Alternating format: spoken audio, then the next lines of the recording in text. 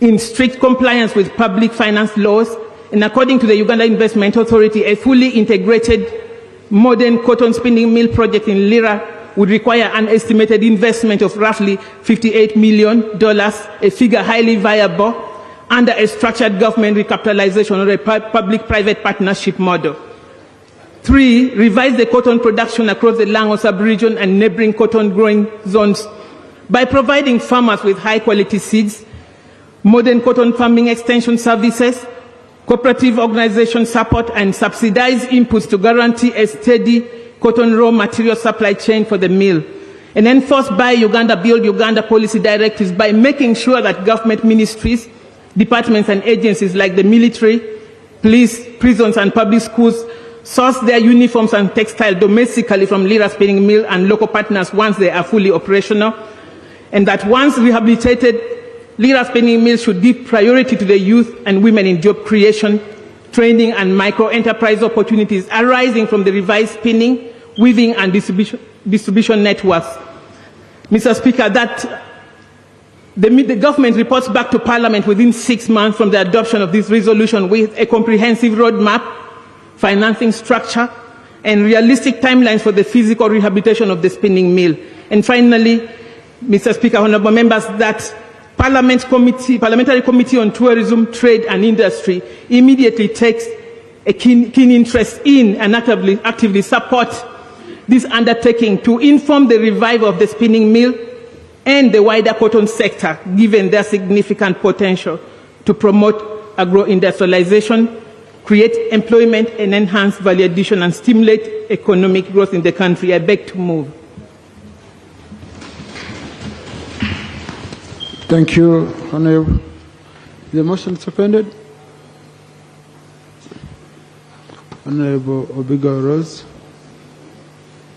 Honourable Masaba, I'm saying DP Whip, I'm saying Arua Central, Honourable JB Mususi, Dr. Rude, Honourable Fono Pondo, Dr. Makid, and most of the colleagues in the House, including the Minister for Cooperatives. Yeah. So, Honourable, this is self-explanatory. But, okay, you can go through this justification if you're going to go through it the way it is. Yeah.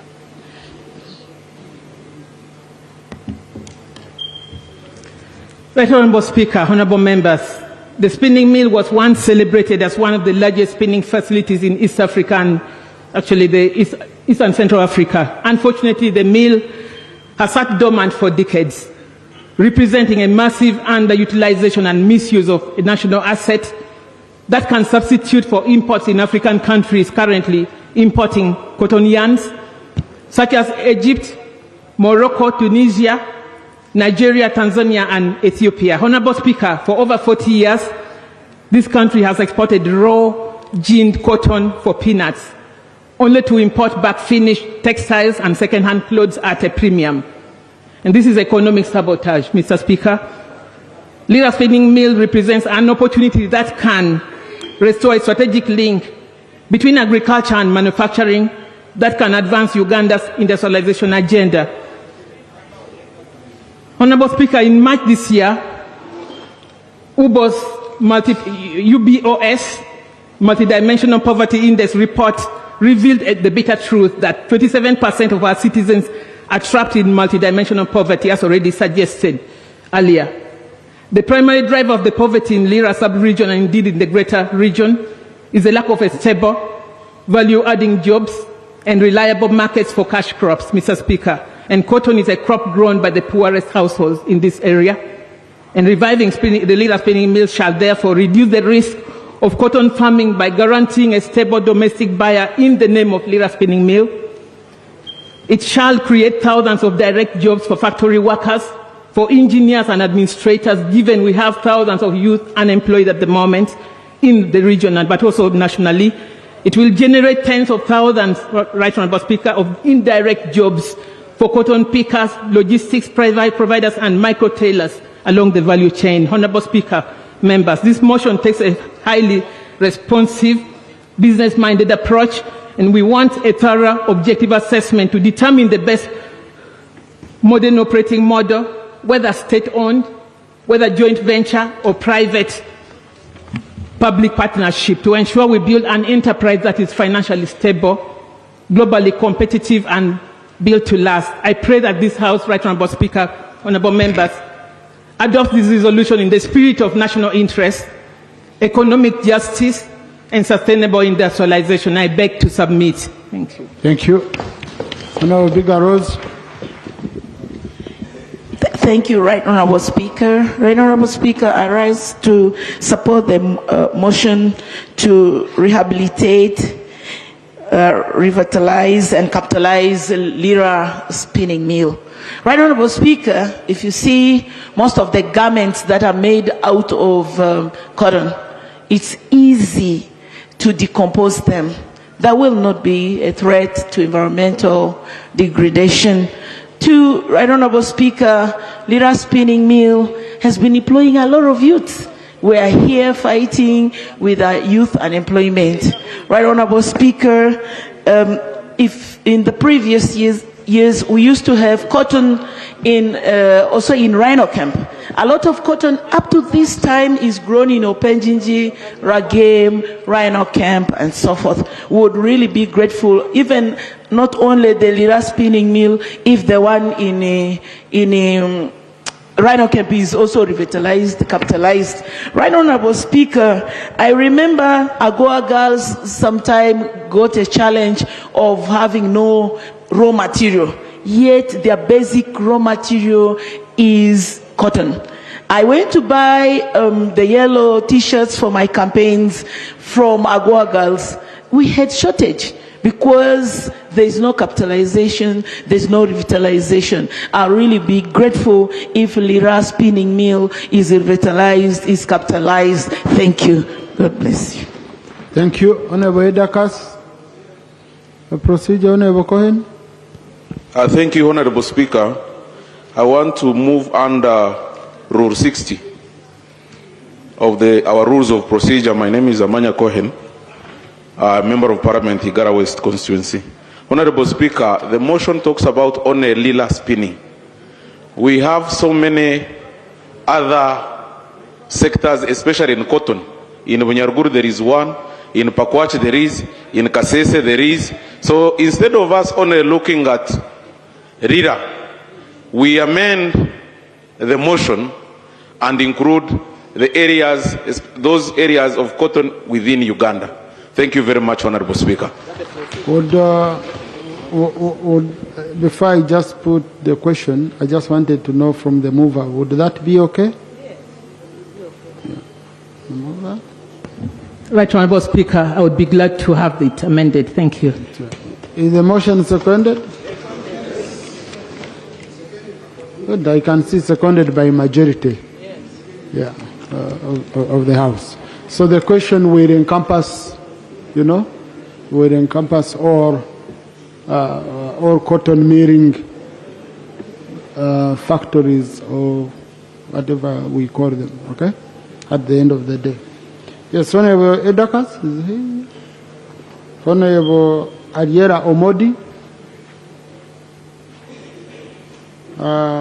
Honourable James Kakoza. Okay. These were the seconders. So I wanted, just colleagues, I can see really general, the general consensus on the matter. Okay? Just. Yes, I will at the end of the day I ask the minister to say something. Honourable Azar is here.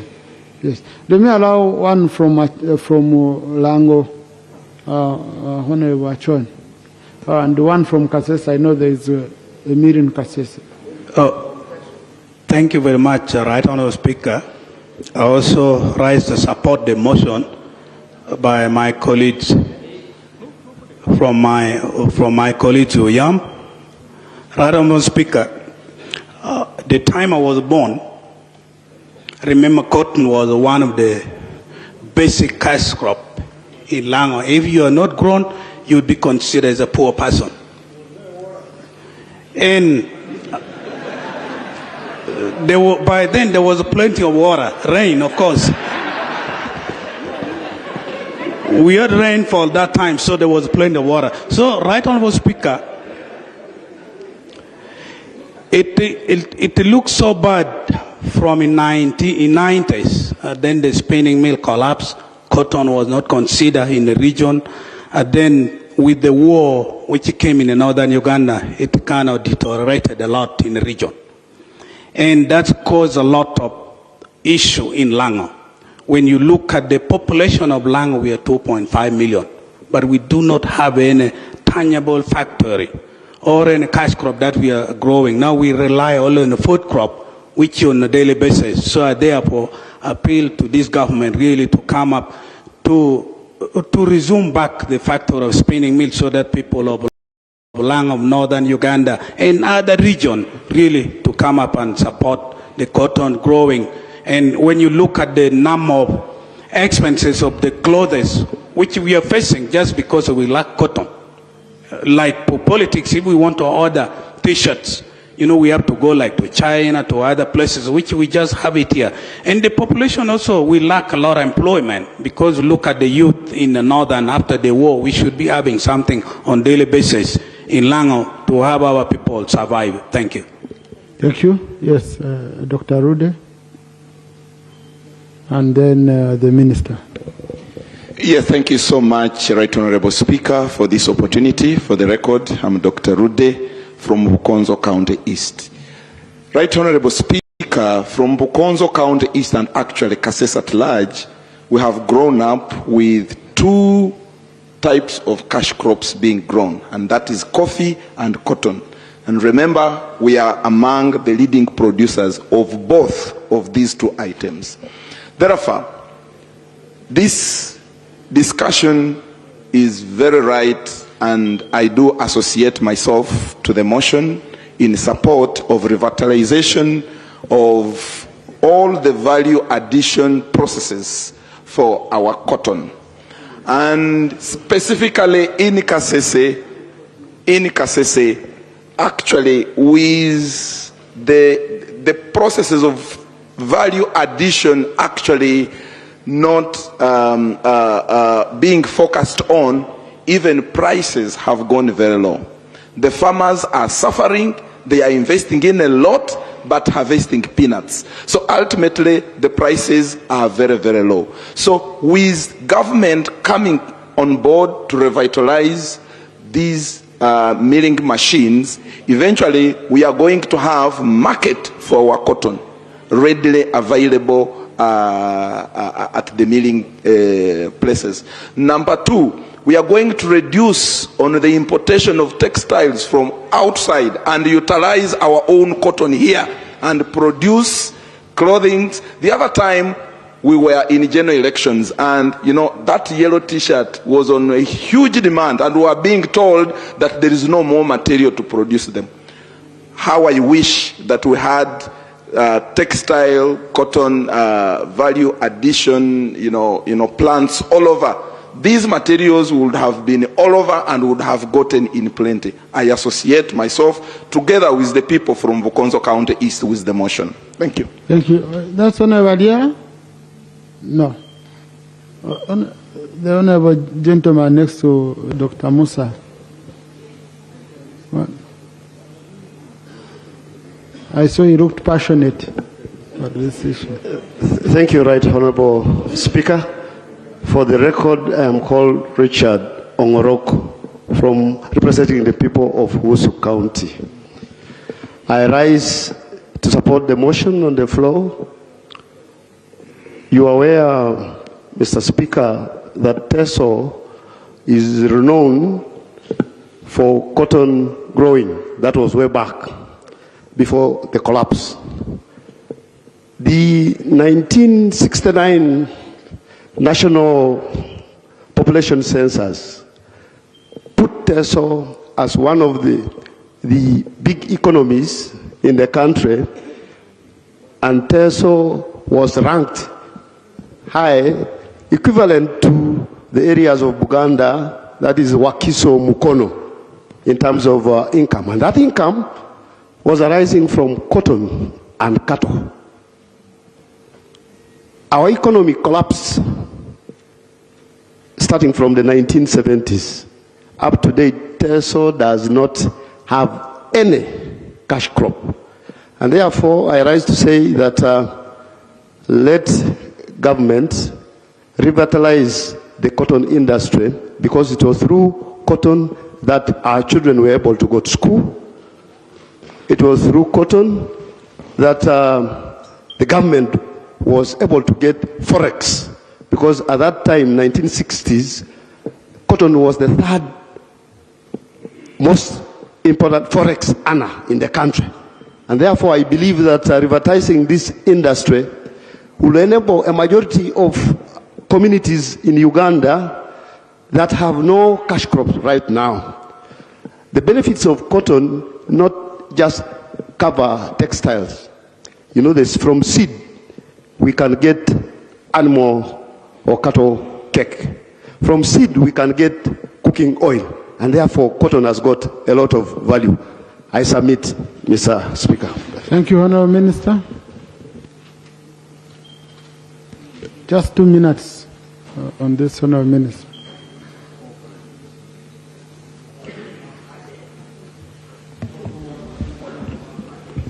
Thank you very much, Right Honourable Speaker. And I'd like to thank the movers of the motion about the revival of Uganda's cotton and textile value chain through rehabilitation of Lira spinning mill.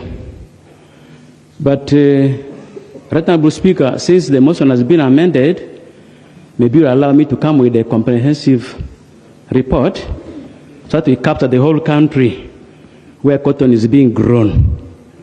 However, allow me to specifically go to what Honorable has just raised here, briefly in 2 minutes. Allow me first go historical. No, on your bazaar. Yes. I kindly give you 2 minutes, okay? Yes. I just need your commitment on this. Okay. Then under Rule 229 of our Rules of Procedure, you're supposed to bring an action taken report. Because the motion has gone deeper. Now, if you go historical, we shall sleep here, I know you very well. Most obliged, Right Honourable.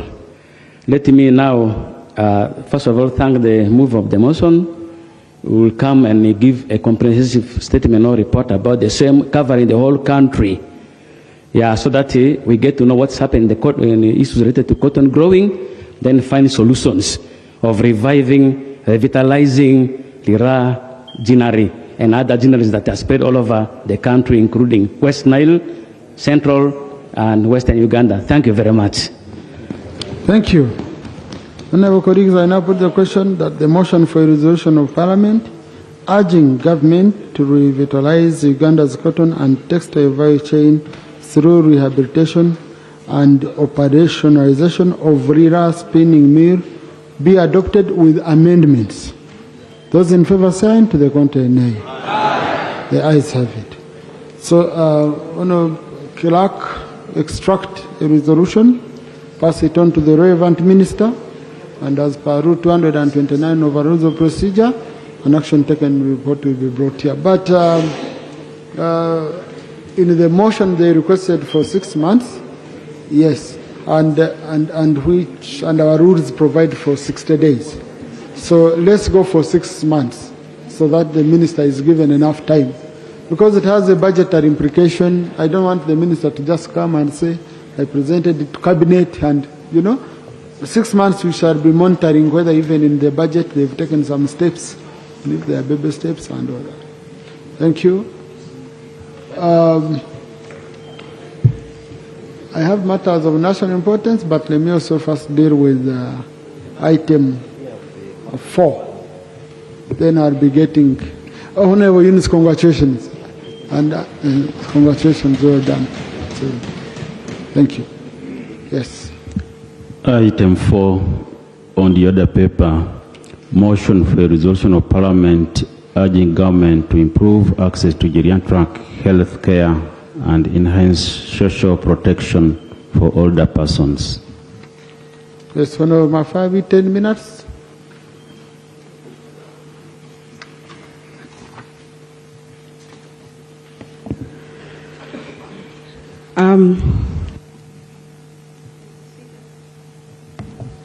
Mr. Speaker, sir, I rise on the motion for a resolution of Parliament urging government to improve access to geriatric health care and enhance social protection for older persons, moved under Rule 56 of the Rules of Procedure of Parliament.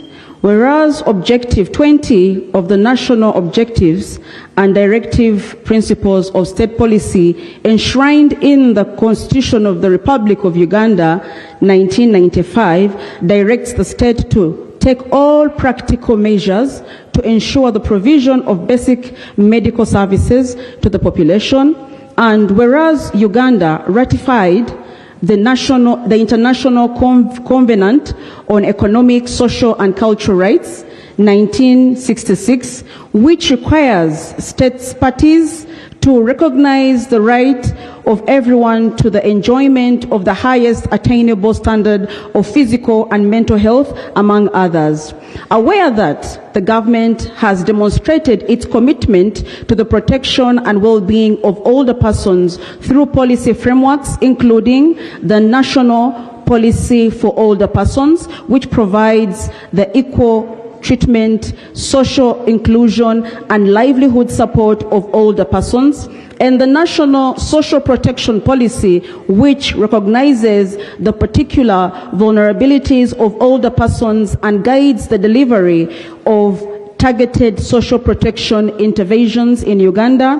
Further aware that government implements social protection and economic empowerment programs for older persons, including the Senior Citizens Grant under the Social Assistance Grants for Empowerment Program, which provides a monthly grant of 25,000 shillings to every eligible older persons, considering that Uganda's population of older persons, estimated at more than 1.4 million persons aged 60 years and above, continues to grow and bears a disproportionate burden of non-communicable and age-related conditions, including hypertension, diabetes, arthritis, cancer, and dementia, which require continuous and often costly medical care.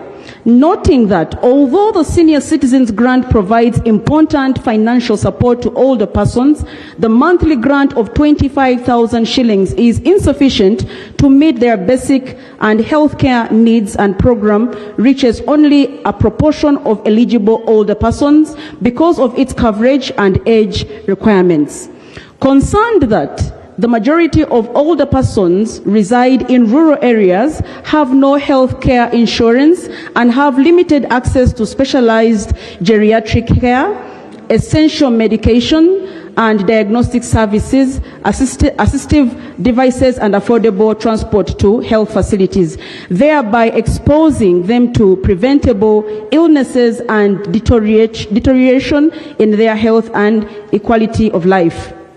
Further concerned that public health facilities across the country generally lack dedicated geriatric units, health workers trained in geriatric care, and age-friendly infrastructure and services, including ramps, rest areas, and priority service points. Recognizing that as accessible and affordable healthcare services tailored to the needs of older persons, complemented by preventative health interventions across the population, would promote healthy aging and reduce the long-term burden of age-related illnesses on families, communities, and the national healthcare system.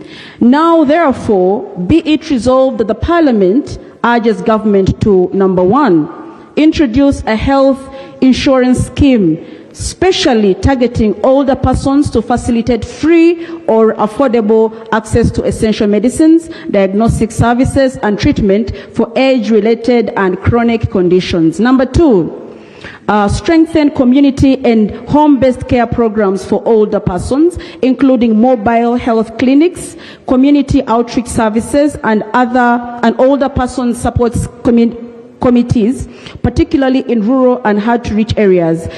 Number 3, establish dedicated geriatric units and age-friendly service points, including priority queues, ramps, and rest areas in all regional referral hospitals and progressively in general hospitals and health centers to FOS.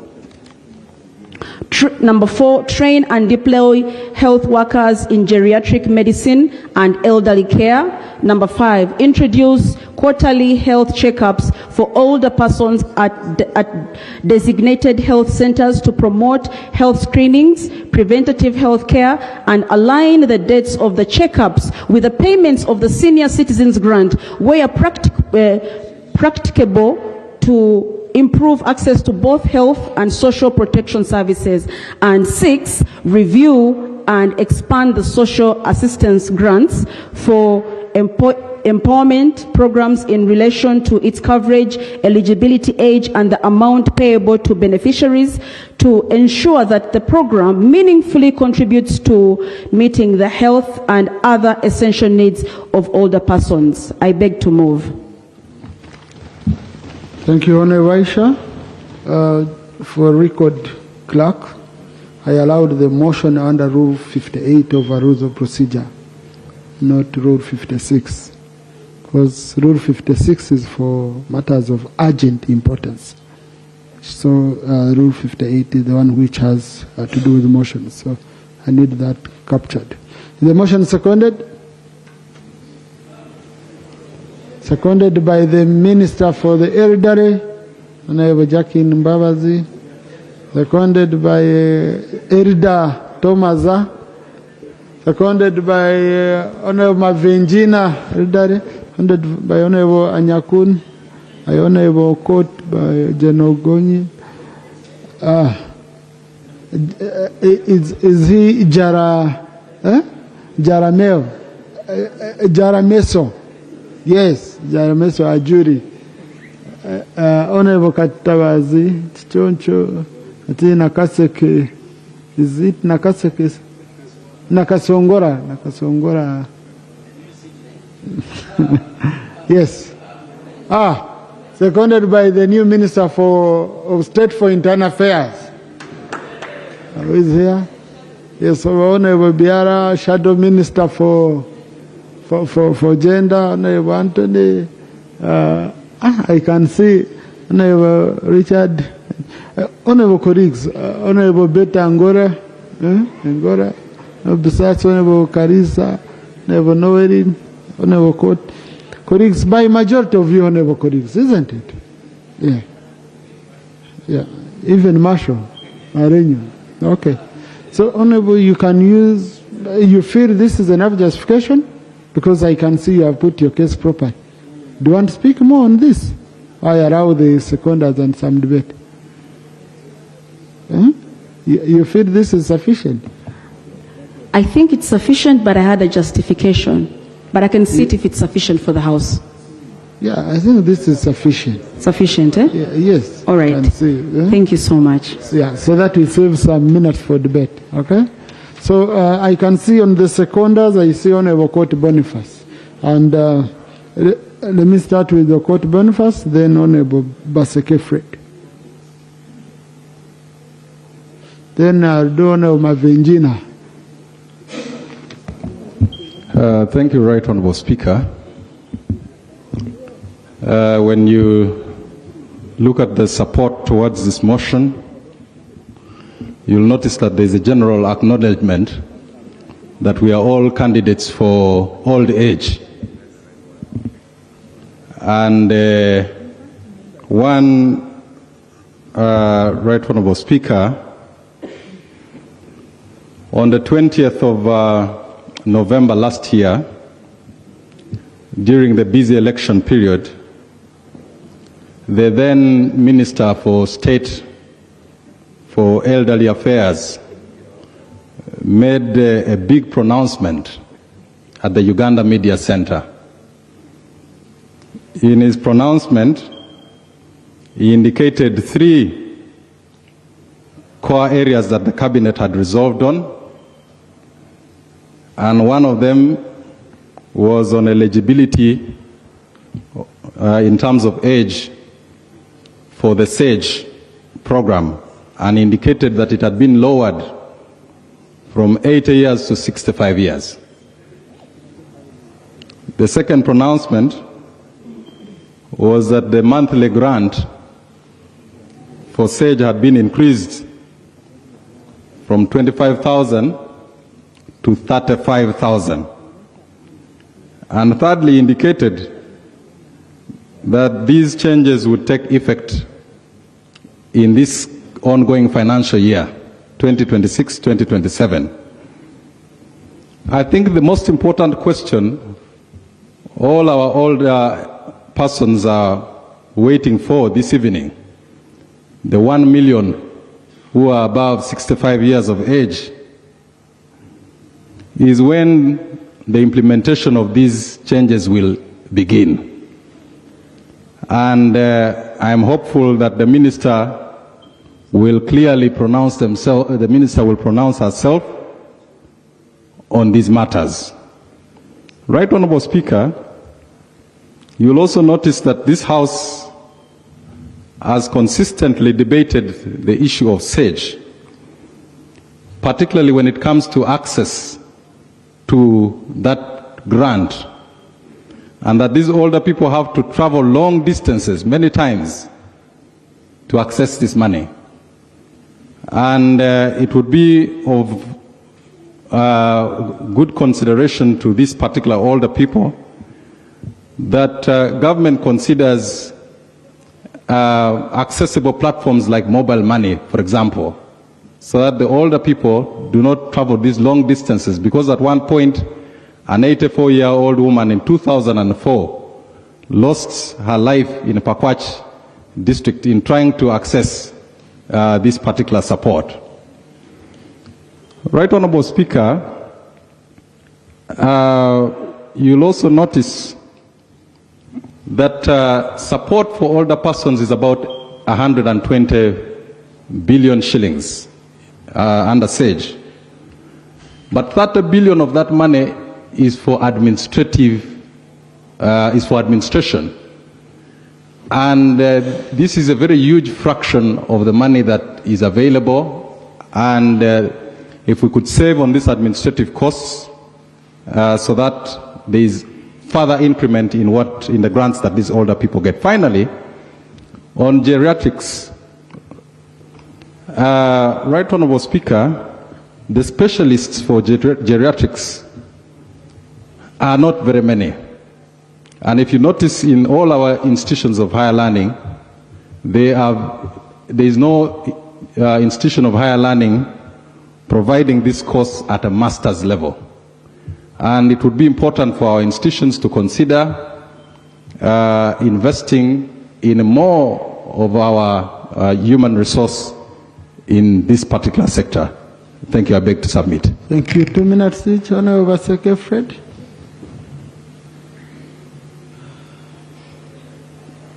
Then Honorable Mavinjina. Thank you, Right Honorable Speaker, for giving me the opportunity. I want to first of all thank the move of this motion, Honorable Asha Mafabi Nabulo, for your foresight and commitment to the plight of older persons. Right Honorable Speaker, older persons form the foundation of our community. Therefore, as members of Parliament, it is our moral and constitutional obligation to support their plight. Research shows that 45% of older persons live below the international extreme poverty index, and only 2.3% are able to receive a pension. The rest depend on family support and some form of senior citizen grant. Similarly, many older persons above 60 years in our communities are still living with chronic illnesses, as mentioned, like diabetes, arthritis, dementia, and cancer. Yet our health systems, like they have mentioned before, we lack professionals in geriatric services, and we have insufficient age-friendly services In districts like Kayunga, where I come from, most of the older persons do not have any form of health insurance. They struggle to access diagnostic services, assistive devices, and affordable transport facilities. When you look at the social protection front, we appreciate government for having the senior citizens grant and a SAGE. But while this program is appreciated, we still have older persons who are not getting this money. Many older persons still are in poverty and ask. Just let me. Right Honorable Speaker, investing in older persons is not a burden on government. It is an investment in dignity, welfare, and social stability. I therefore want to support this motion and urge honorable colleagues to support this motion as a statement that Parliament stands with the older persons. I beg to second. Thank you. Honorable Mavengina. Then we have our former coordinator for the Forum on Social Protection. Now he's a member of Parliament, Honorable Choncho Katabazi. Thank you very much, Right Honorable Speaker. I would like to thank my colleagues, the woman MP for Sirongo District, Honorable Nabulo, for moving this very important motion about the older persons. Right Honorable Speaker and colleagues, old age is a special gift from God. And by the time you reach 80 years, you must be a special person who serves God throughout your life. And so right now we have very many of our older persons who are suffering out there. And I want to thank government very, very much, especially President Museveni, who allowed we, the older persons, to be represented in this parliament. And we are not many, we are only 5. But I know there are also many of our colleagues here who have come to parliament in their own rights, and they are also old. So we thank God for all the old and young. And so, Right Honorable Speaker and honorable colleagues, the geriatricians we are talking about, I think in the whole country there are only 5. And for me personally, I don't even know how to access them. And if I cannot access them, what about our older persons who are in the countryside? Right Honorable Speaker and colleagues, for us when we came to Parliament, it was also a tug of war to get insurance scheme for us, because they were saying we are too old. But I want to thank Parliament and the government for the intervention which made us get a health insurance scheme. I would also like to... Switch on, Honorable. I would like to appeal to our government and honorable colleagues and all of us to consider our old persons to have insurance scheme while we are waiting for the 35,000 shillings for SAGE to take effect. It is true we all heard about it. I personally didn't want to tune the older persons in my constituency until when it came out in black and white. And so we are all eagerly waiting at least for the 35,000 increase for our older persons. Right Honorable Speaker and colleagues, 35,000 is also not much, but at least it is something for which we must thank the government and must be grateful. So I would like to appeal to government to try all possible ways of finding these 35,000 shillings per every older persons. I know the Parliament had already okayed it, because many of our people here love us older persons and they respect us very, very highly. So colleagues, I would like to appeal to you that we should continue to advocate and support our older parents, our grandparents, and all of you, because you are all heading to our age. Thank you very much, Right Honorable Speaker. Thank you, Honorable Choncho. Then the Minister. Thank you, Right Honorable Speaker. I'm Choncho Katawazi Patrick, Member of Parliament for Ruchiga. and as rightly pointed out, former coordinator for the Uganda Parliamentary Forum on Social Protection, a forum that has been very active since 2012 on this matter of providing and extending social protection to older persons in this country. I rise to support the motion, and I would like to augment on the aspect of financing for social protection, particularly on the program called SAGE. You have been told that the budget currently it is at 121 billion, which is currently supporting about 316,000 older persons. Now, this resolution or decision by cabinet of lowering the age 65 would mean that about 1 million older persons would be supported at a rate of 35,000, which then would require an additional 252 billion to be able to come to 373 billion to cover all older persons who are above 65 years of age. I know that sometimes resources are not enough, and I would like to propose to government to look at it possibly in a phased manner if indeed resources cannot be availed. Because this was supposed to take effect this financial year, and in this budget is not there, but it's not too late, because this is a very, very important area in which government can even explore having a supplementary budget. And in a phased manner that I'm proposing, let us reduce progressively to 75 years, and that would take us to 500,000 older persons, which then would need a budget of 192 billion, which then would be an additional of 71 billion. If the subsequent year will go to 70, we will cover 764 older persons, which will be an addition of 157 billion, and at 65, like I said, in the third year would be very sufficient to cover older persons. This program was saved by this parliament in 2018 by a parliament resolution for a national rollout. It is this parliament still that I think can be able to save the older persons of this country, because of the prominent role that they continue to play as custodians of wisdom, but also as people that we must recognize for the important role they have contributed in this country. I beg to support the motion. Thank you, Honourable Minister.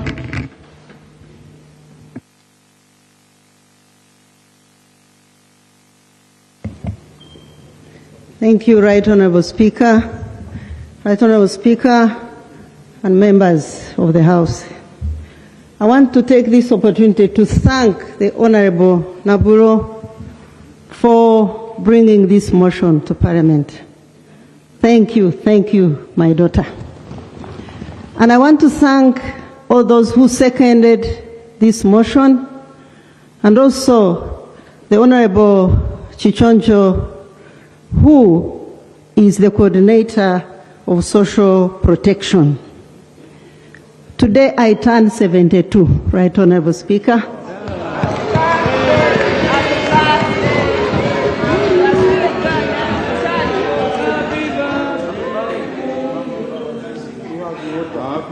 I'm happy to be an older person, and I'm happy to represent the older persons of Western Uganda in Parliament, but also as Minister of Older Persons of the whole country. Right Honourable Speaker, it is true, as the members who spoke before said, that the older persons are the ones who have laid the foundation for this country. We are the ones who have brought Uganda to where it is today. And for that matter, we need a lot of respect, we need a lot of care, we need our dignity. Now, those who spoke about the motion and the move of the motion dwelt on geriatric care. Geriatric care is the medical care for older persons. Right Honourable Speaker, we have only three geriatric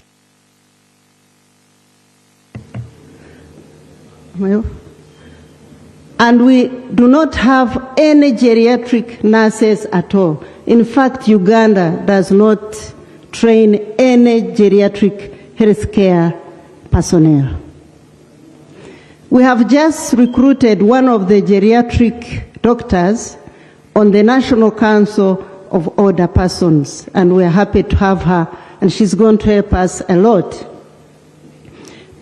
So, Right Honorable Speaker, as a ministry, we are engaging the Ministry of Health so that we discuss this area of geriatric care. We are engaging very soon Makerere University so that the curriculum for geriatric doctors and geriatric nurses is adopted in the education system of the medical workers. We are also about to engage Ministry of Health so that whenever we are distributing SAGE, it is distributed at health center 3s so that at the same time these old people get some medical care, and we arrange as a ministry to put some medical camp for those people to be cared for.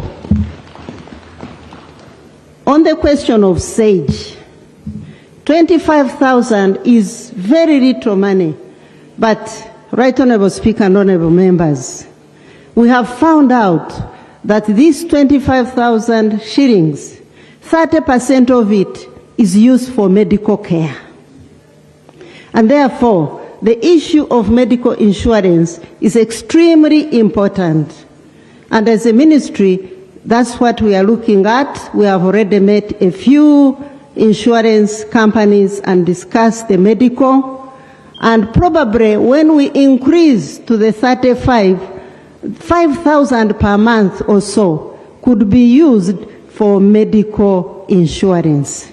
It's extremely important. As far as the conveyance of SAGE money is concerned, we have a lot of difficulties. This SAGE is being given out at sub-counties. And of course, many of our old people cannot go to sub-counties. I saw one of them being wheeled on a wheelbarrow to a sub-county to receive SAGE money. So in the ministry, we are looking at options, better options of this SAGE money reaching the people. But I must remind dear members that our old people forget their PIN numbers. We could put the money on the phones, but they are going to forget their PIN numbers. And most of their phones are being held by their children and grandchildren who are actually taking away this money from them. So it's a very, very big problem, but nevertheless we are looking into it. Now regarding the increment to 35,000, indeed it was a decision here, and it was a cabinet decision, and it was communicated to the people. I think most of you even used it as a campaign tool to get those votes of the older persons. Unfortunately, Right Honourable Speaker, this was not put in the budget of this year. And I wish to request that together, Cabinet and the members of Parliament find ways and means of raising this money, which, as the Honourable Choncho said, is 252.6 billion. Right Honourable Speaker, these older persons are breadwinners for their families. The people above 60 are looking after families with a population of 7.2 million people. And they are the only ones looking after these people. And therefore it is important to get that 35,000. Regarding the other programs, we have SEGOP, where they are supposed to borrow, to get some 5 million shillings per a group of 5 people, and they've been getting it. It started as 5 billion.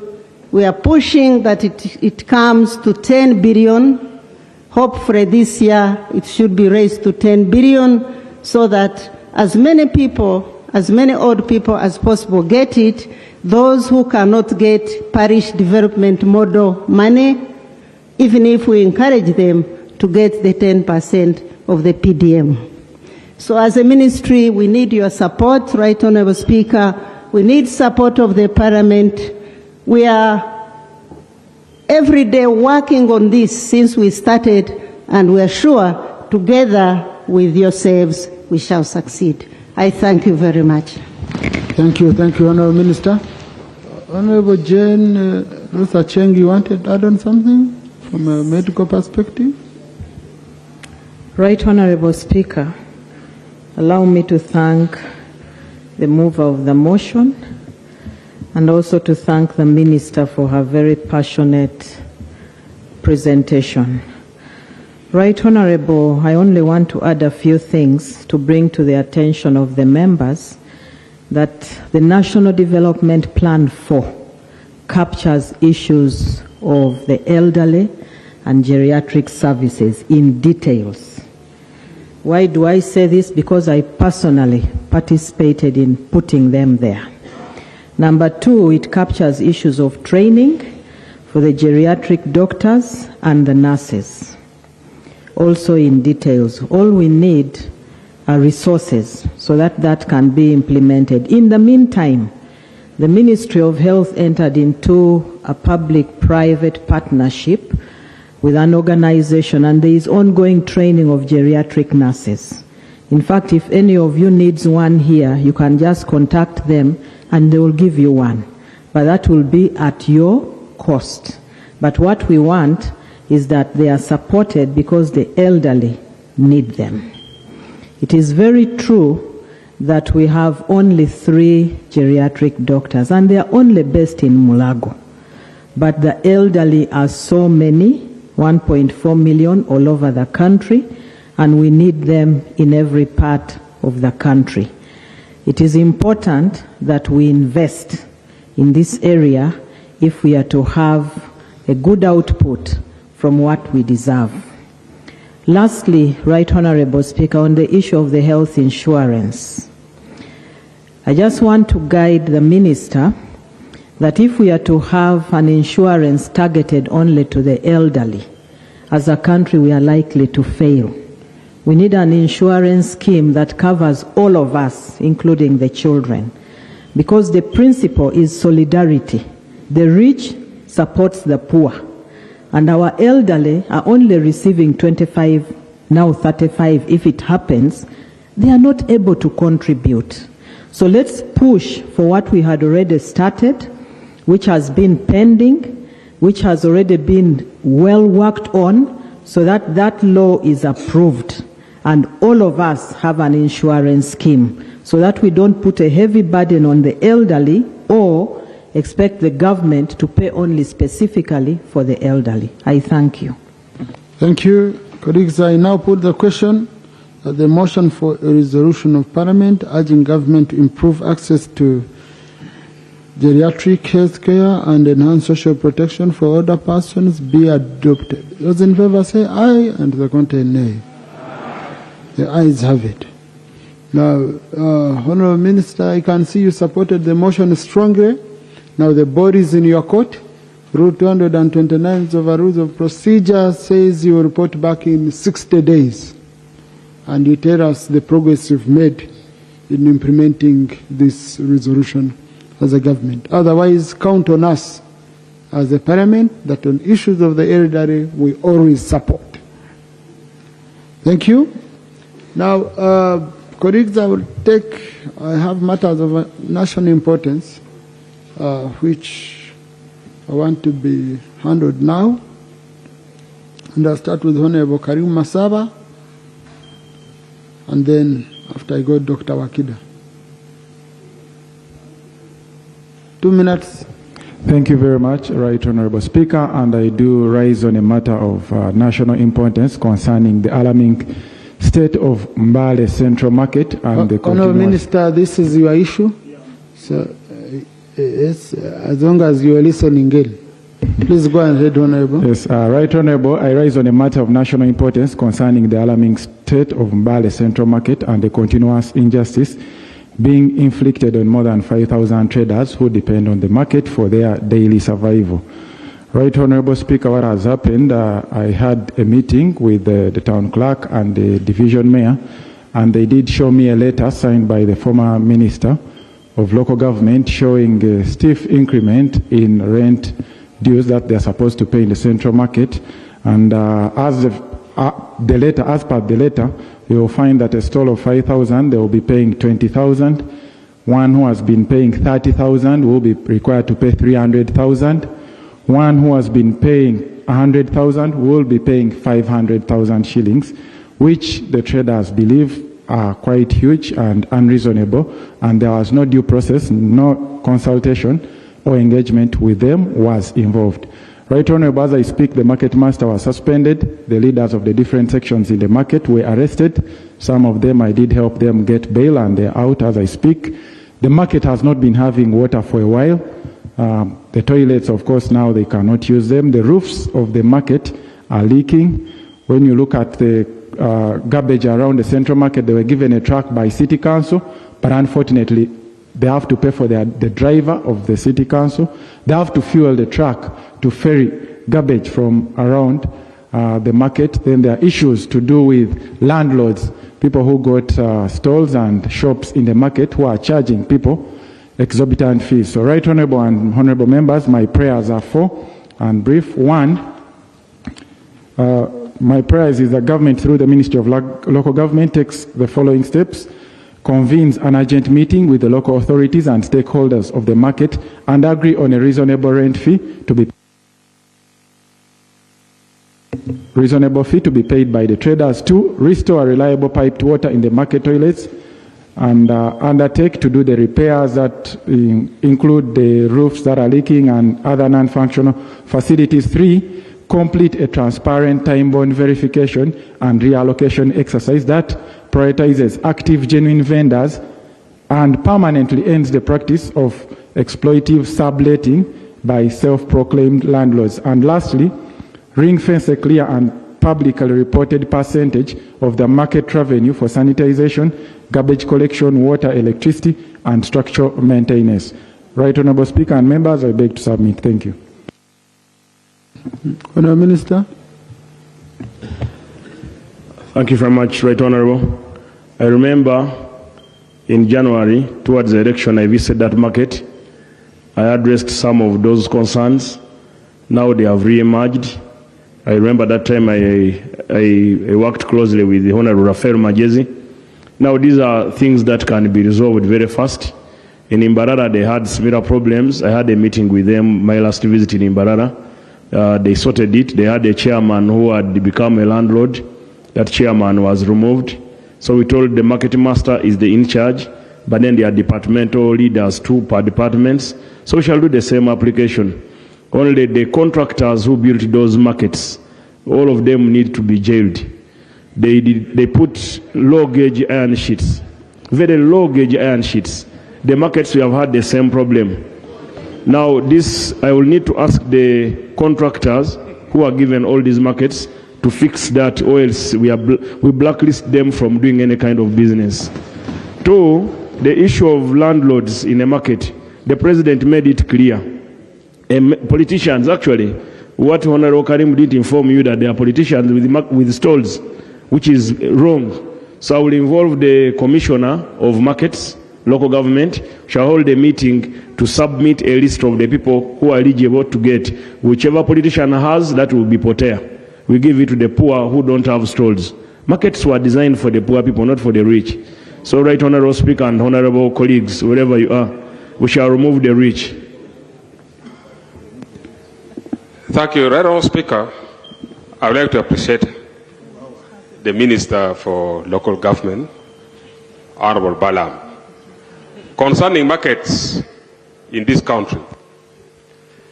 Right Honourable Speaker, government injected huge amount of money for putting up markets across the country.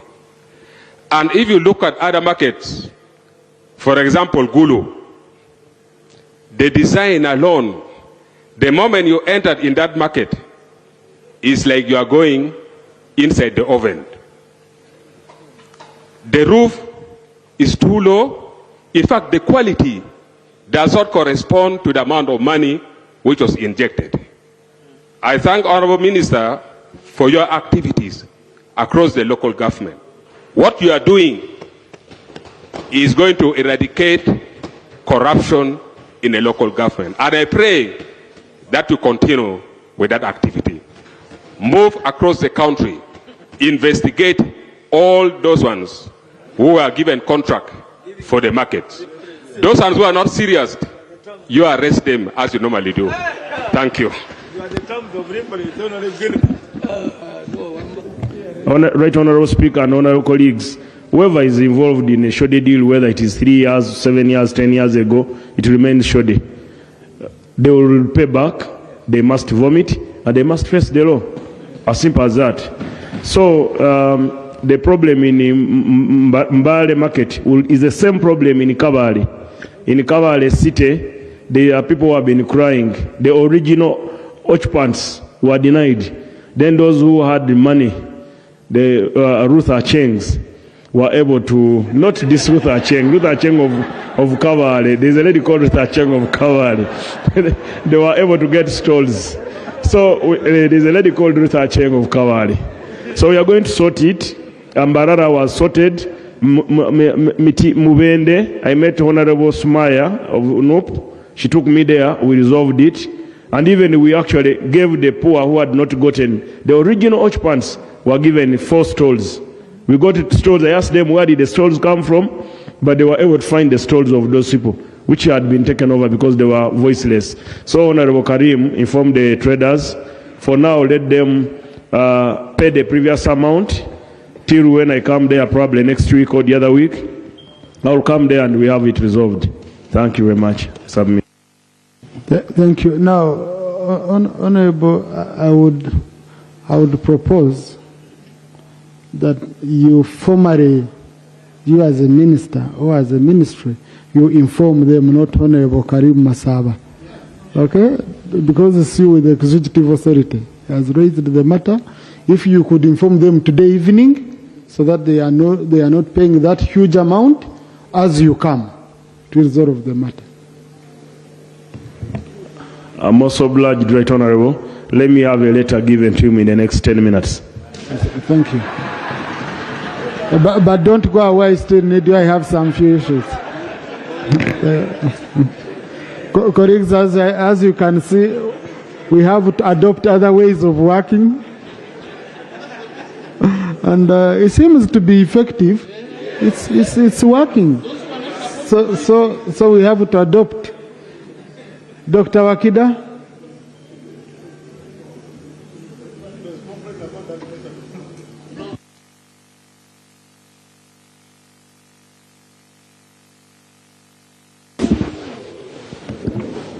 Thank you, Mr. Speaker. Honorable colleagues, I will use Rule 55 of procedure of this Parliament on a matter that is urgent of a national nature regarding the manner in which the State Minister of Local Government has been conducting her businesses in a fight against corruption in the eastern part of Uganda. Mr. Speaker, the government policy to fight corruption is supported by all of us here. Corruption bleeds our health centers, it bleeds the schools, and every aspect of this society. However, Mr. Speaker, the method being used in this fight collapses the very essence of governance. Over the last few days, the State Minister, and I will repeat, the State Minister for Local Government was in Budaka District. In the case of that period, a number of outrageous things happened. I saw for the first time a medical doctor being publicly harassed and arrested in front of the people they have been treating at the facility. Maybe, Dr. Wakida, what I didn't tell you, when your time is up, you ask for more time. Can you please give me more time? You did. I request for more time. No, just I want you to get this first. Yes. Okay? Just take your seat for a minute first. Because you did it when we were in electricity. Yes. You continued, and I saw the discomfort of members because they know how strict I am. Now I saw you repeating it, and you're clever, you don't give me your face. so let it be just the last time it happens. Yeah. He has not been here, he has been... Thank you, Mr. Speaker. He has been indisposed. I saw the health workers being arrested. I saw the parish chief and LC1 chairpersons being summarily ordered to be sacked. At one point, the parish chief was told he's not supposed to work in that parish because he's not born from that parish. Teachers, head teachers, were dehumanized. Mr. Speaker, this approach is a violation of the Constitution. It violates the Local Government Act, the Public Service Standing Orders, and the principles of natural justice. Unless this country has become lawless, unless a country that I know is a constitutional country has become a jungle, the results of this kind of character creates fear and demoralization of public servants who are already understaffed, they are underpaid. Honorable, I'm just waiting for your prayers. Because, yeah. Yeah, prayers, Honorable.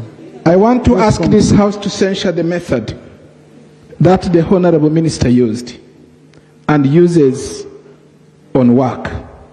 I also want this House to direct the Minister to immediately desist and hand over all of the cases to the relevant authorities. Direct the Committee on Local Government to give us a report on the activities of this particular minister. Right Honorable Speaker, if this is not done, then we live in a country that is lawless. I beg to see it. Thank you. Now, Honorable Dr. Wakida, do you agree with the principle? I agree with the principle. The practice is the... Yes, I agree with the principle, but I don't agree with the methodology. Thank you. Thank you. Honorable Minister for Local Government. It's really unfortunate if that is true what he has said, that is what the Honorable Justin did. I wasn't there. She was in Budaka with the IGG. So I don't know what transpired. We normally hand over to the people to manage the arrest, because me, I'm not an arresting officer, but I can ask them, what do you think? Don't you think this is your case to manage? But it depends. Was a doctor found with money? Was a doctor found getting a bribe? If there was no bribe and it was a hearsay, I can't allege that the man is corrupt or should be humiliated. We are really sorry to the doctor and the people of Budaka for such incidences. However, in some places where we have seen those arrests conducted, those are confirmed cases. In Maracha, where a health center fund of one sub-county where the member of parliament comes from was, a health center wasn't put, but the health center was upgraded to health center 3 status, with one shed, without a toilet, without a store where to keep the drugs, with just one bed for inpatient, and they put a signpost, health center 3, but 650 million was released by the Minister of Health to be spent. So when I reached there, I asked DHO, who was in charge of this procurement, he said that the DHO. So he said, now you DHO, I think now you need to be managed. And he was taken. So I mean, that one, do we need further investigation? So they said you take and manage.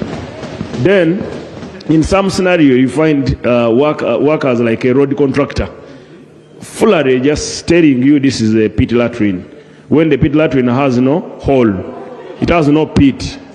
So such a person, you want him to be given flowers. That person doesn't deserve flowers, but he deserves to be managed by those people.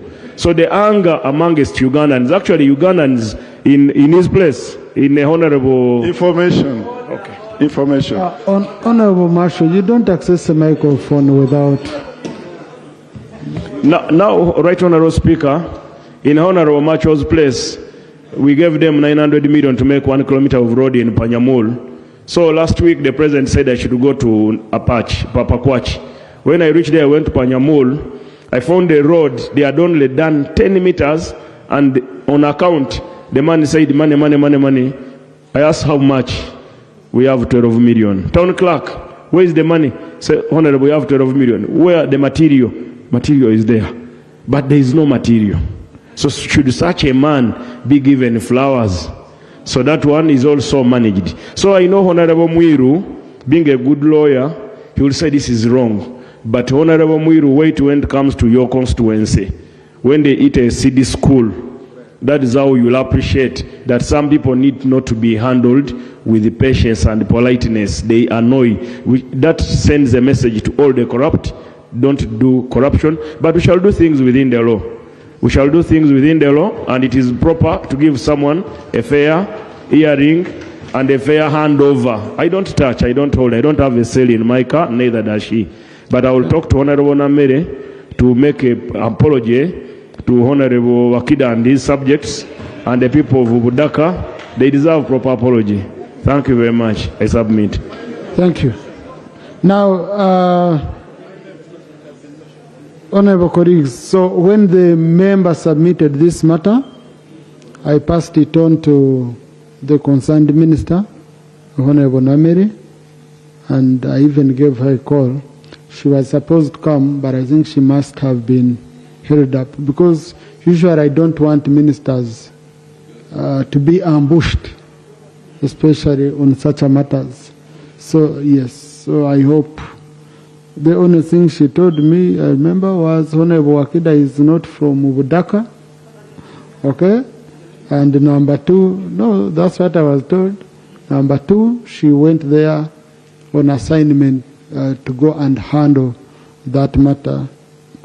So that's what she told me. But I hope we will get time. But Honorable Baram, you know, you have a lot of goodwill here. So my proposal would be, maybe you update this house on what you've done. Even you never know on the methods where people are even feeling some discomfort. If you explain to them here, you'll find everyone is having a buy-in. Otherwise, me, I support you 100%, and that's why when you are coming to my constituency, I even went to welcome you, you know, and you helped me discover what I didn't know. Some of the things that came out. Okay, so I know your name was mentioned, so you can, as rope, you can just have a minute, but I hope it's not a rebuttal. Thank you so much, Right Honorable Speaker. Right Honorable Speaker, yes, my good friend, Honorable Minister, mentioned my name, but my concern is the constitutional amendment he has just made on the presumption of guilt on the floor of Parliament. So I'm only wondering whether we should expunge, because this is a house of record, and under our Constitution, Article 28 presumes innocence of an accused person until someone pleads or he has been proved guilty. So I would seek your indulgence on whether that amendment should be expunged from the record. No, but I don't think he said one is guilty. He says he hands you over. Okay? He hands you over to be managed. He can't give you flowers, and he hands you over. So that's the formal process. You know, that's a procedure. Honorable Rose? Thank you, Right Honorable. I'm the Vice Chairperson for Committee of Local Government and Public Service. This letter, I think you sent a copy to us, and we are sitting tomorrow. Would it be procedural right for us to first sit, iron it out with the ministers, and then it comes to the floor of Parliament? Thank you. No, I wouldn't want it to look like it's a fight or contest between Dr. Wakida and the Honorable Minister. In doing our work, each one of us, we usually meet all these occupational hazards. So what is important is how do we go about them? Okay? How do we appreciate them? Do we see them as opportunities for improvement, or we think it's someone is trying to interfere with my work? Okay? So, but let the committee interest itself, not by summoning. Now, don't want to hear you're summoning so and so, it becomes an investigation, you want to come and report. No. But the usual updates, if you feel that this is one of, but in general, not a specific incident. Okay? No, Minister, you wanted to say something? No, colleagues, time is up, and I can see time is not. Right Honourable Speaker, yeah. I just need to inform the whole House that today we had an interaction with the Park local government, which was full house, led by the chairperson, Honourable Betty Bachireke Namboza, and I think they will update the House with whatever we have discussed. However, we have another interaction with another committee tomorrow. But the matters at hand are simple, honourable colleagues. We are trying to unblock the veins of the tubes. Those of you who know a Marwa tube, once there is a stone and you pull, your jaw will hurt you. We have a system in place in local government, right from up to the bottom. But the system, in some instances, it has rotten, that we need to clean the wound. And it is painful because some of the people we are touching, they are campaign agents, campaign managers. Most of the people in Public Service Commission, District Service Commission, they are chairpersons of campaign agents of the former MP, former minister, current minister. So you're going to touch where it hurts. Others are husbands of members of parliament, girlfriends of members of parliament. But we should not. No. We should not discriminate. In places we have worked. We have a point of procedure, Honourable. Thank you very much, Right Honourable Speaker. Just my point of procedure is to the Honourable Minister. In the Speaker's communication, we were told that no committee works, no committee meetings shall take place when Parliament is in session. Therefore, is it procedurally right for you, Honourable Minister, and the Chair of Local Government Park to have meetings when we are having session? Thank you very much. Thank you. No, today there is so special permission because you remember we're on matters of electricity. So we said since we are on a very specific matter where we are not going to make a resolution, but where members are going to be voicing feedback from their constituents, then we can allow committees to sit that time. But if there is any other committee sitting now, okay, or when there is plenary, that wouldn't be right. I thank you for raising that. Yeah. Honourable, I'm not holding the floor. Rules don't allow me. Right Honourable Speaker, just to let you know, the same member who's complaining that why did the committee go on, though it was with your permission, he was among the members in the same committee. He sat next to me. He attended.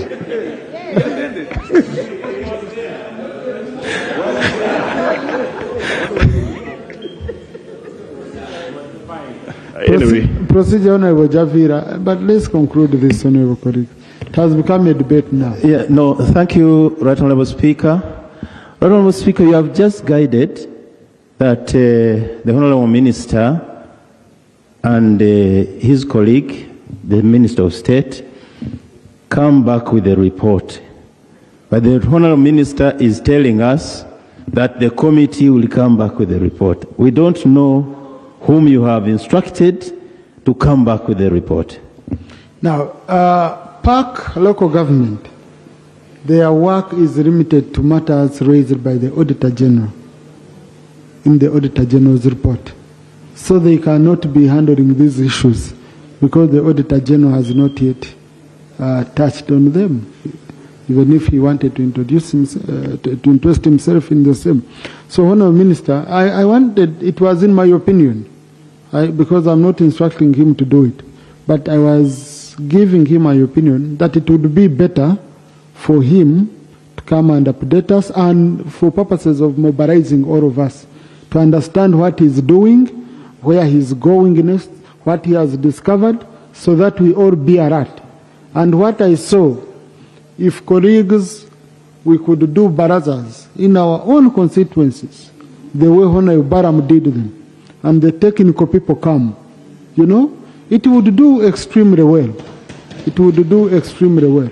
So that's why I was telling him that it would be good for him to bring us on board, and we see whether we can even replicate what he's doing, after, because he will not be going everywhere all the time. So now, Minister, we can conclude. Do you think you'll be able to come and update us? Right Honourable Speaker, I will avail a report on Tuesday. If you give me a slot, I'll make a presentation of my report to the whole House. Thank you. Thank you. Honourable Ekolo Alex.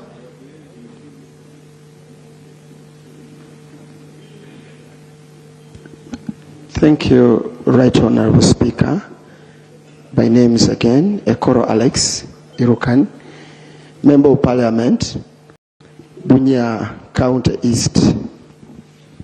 Honourable Speaker, I rise on the matter of national importance to draw the attention of this House to the suffering of the people of Wago village in Waya Sub-County, that is Nimayuke, whose lives were shattered with heavy rains and violent storms that destroyed houses and crops. The disaster has left the families in utter distress. Their homes are damaged, their gardens were ruined, and their source of food and income was swept away in a matter of hours. These are not just statistics.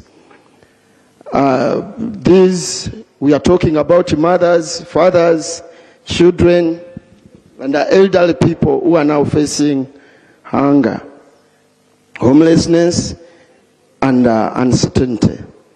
The destruction of crops means that even the coming season will remain difficult unless urgent intervention is provided. When families lose both shelter and food, the impact goes beyond the present moment.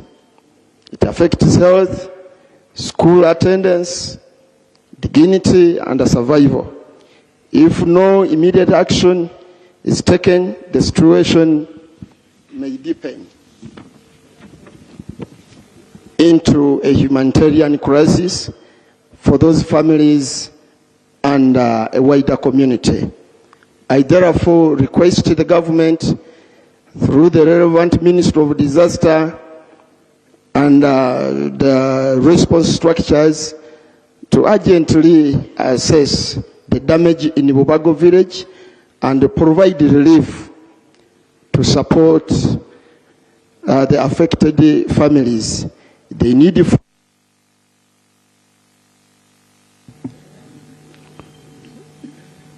and I think it has been picked. Okay?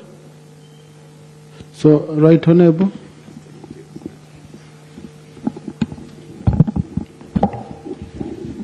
I thank Honourable Koru Alex for raising this important issue. I suspect most probably it has already been brought to the attention of the office of the Prime Minister. But I suggest, for avoidance of any doubt, that in the next 10 minutes, my brother and I should withdraw with your permission so that we quickly check with the Office of the Prime Minister to ensure that appropriate action will be taken. I thank you. Right Honorable, we need you here. Maybe I would propose at the end of the session, the Honorable colleague can cross-check with you. Yeah. But the procedure, colleagues, like I guided you, is the district disaster committee. Whenever you have a disaster in your constituency, just link up with the CAO so that the district disaster committee can visit, make an assessment, and submit a report to the Office of the Prime Minister. Raising it on the floor is not enough. Okay? The Office of the Prime Minister will work on advice of the technical people in the district. If the disaster is so wide, the Prime Minister always sends a team ahead to cross-check. Now, Honorable Court Boniface, I have very many questions to do with human-wildlife conflict. I don't know your committee, how far you've reached, whether MPs presented, because they all look the same.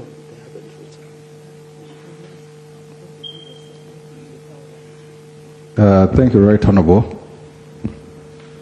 Last week from Wednesday and Thursday, as you recall, we had invited all members of parliament coming from constituencies that are faced with the human-wildlife conflict.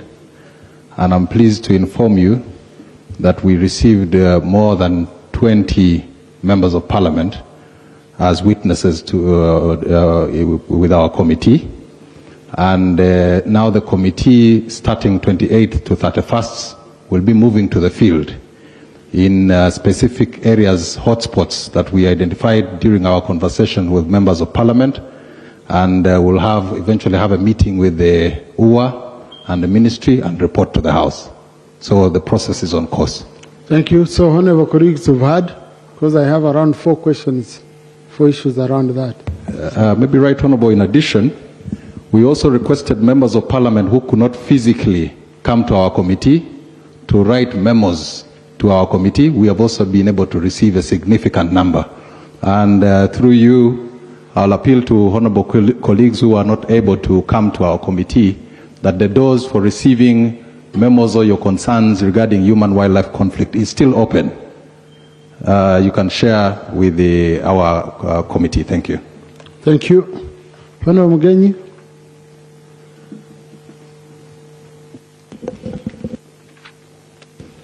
Thank you, Right Honorable Speaker, for giving this opportunity to talk about 2 issues of national importance, but issues which are affecting our people. Right Honorable Speaker, on Saturday, early morning, the people of Toro got a shock of their life, of our life, where we lost a very prominent young man of 47 years in the names of Kenneth Kaijuka, with a driver, and had 4 children in an accident along Mobende Metiada Road. Right Honorable Speaker, this road has been a menace to our people. He's not the first to die. We had lost others, very prominent people like Agnes Katama, same spot, and Father Albert, same spot. And Right Honorable Speaker, that road has been in that state for long. We have been talking about it. The Minister of Works comes and tells us, goes there and threatens the people, but nothing's done. Nowadays, traveling to Fort Podro, Right Honorable Speaker, is a menace. And we're opting even to use helicopters so that we go to Kasese. Yes, some of us are all, the buckets are starting to ache. So Right Honorable Speaker was praying that the Minister of Works, this time, let them wake up. If the contractor is not willing to do, this road has been in contract for the last 10 years, if I can remember, and nothing is going on. So I would request that in the interest of the people of Toro, and as you heard yesterday, you attended the funeral service, Right Honorable Speaker, the plans are very high to do other things which we don't want to mention here on the floor of Parliament. And it will be absurd to see members of Parliament, the people of Toro who are staunch government supporter, to be on the road walking, demonstrating. Thank you. Now, honorable colleagues, yesterday I went to church at All Saints and for the funeral service of Mr. Kenneth Kaijuka, whom I personally knew, but also the family is very, very close to me. Dr. Chionga is a son to Mr. Chris Kaijuka. And, you know, that spot, the complaints I received, it has been basically swallowing people. It's not the first one. So the story was this trailer driver, he came on a high speed and he hit into that pothole and he started swinging either way, and the container fell on top of the other car, crushed it completely. Mr. Kaijuka and the driver completely crushed. The 4 children who were in the back seat, they all survived, but were stuck in for 4 hours. For 4 hours, because the Good Samaritans were trying to cut the wreckage, then they would press further. So until they get a crane that pulled off the container and got out. One of the was in church. For those that have followed me on X, you saw the young boy who was putting a rest on the coffin. That's one of the surviving children, but it was traumatizing receiving the stories of how many people have died on that spot. So when I came to know about it the previous night, I called the Minister of Works and they gave me a brief on what is being done. I think now the progress, they are now seriously working, and they promised February 2027 the road should be done. That's Mitiana Mubende, but also there is the stretch of Mubende Chenjojo, Mubende Chegegwa Chenjojo. Yes, but it's really bad. I drove there some time back. It's horrible.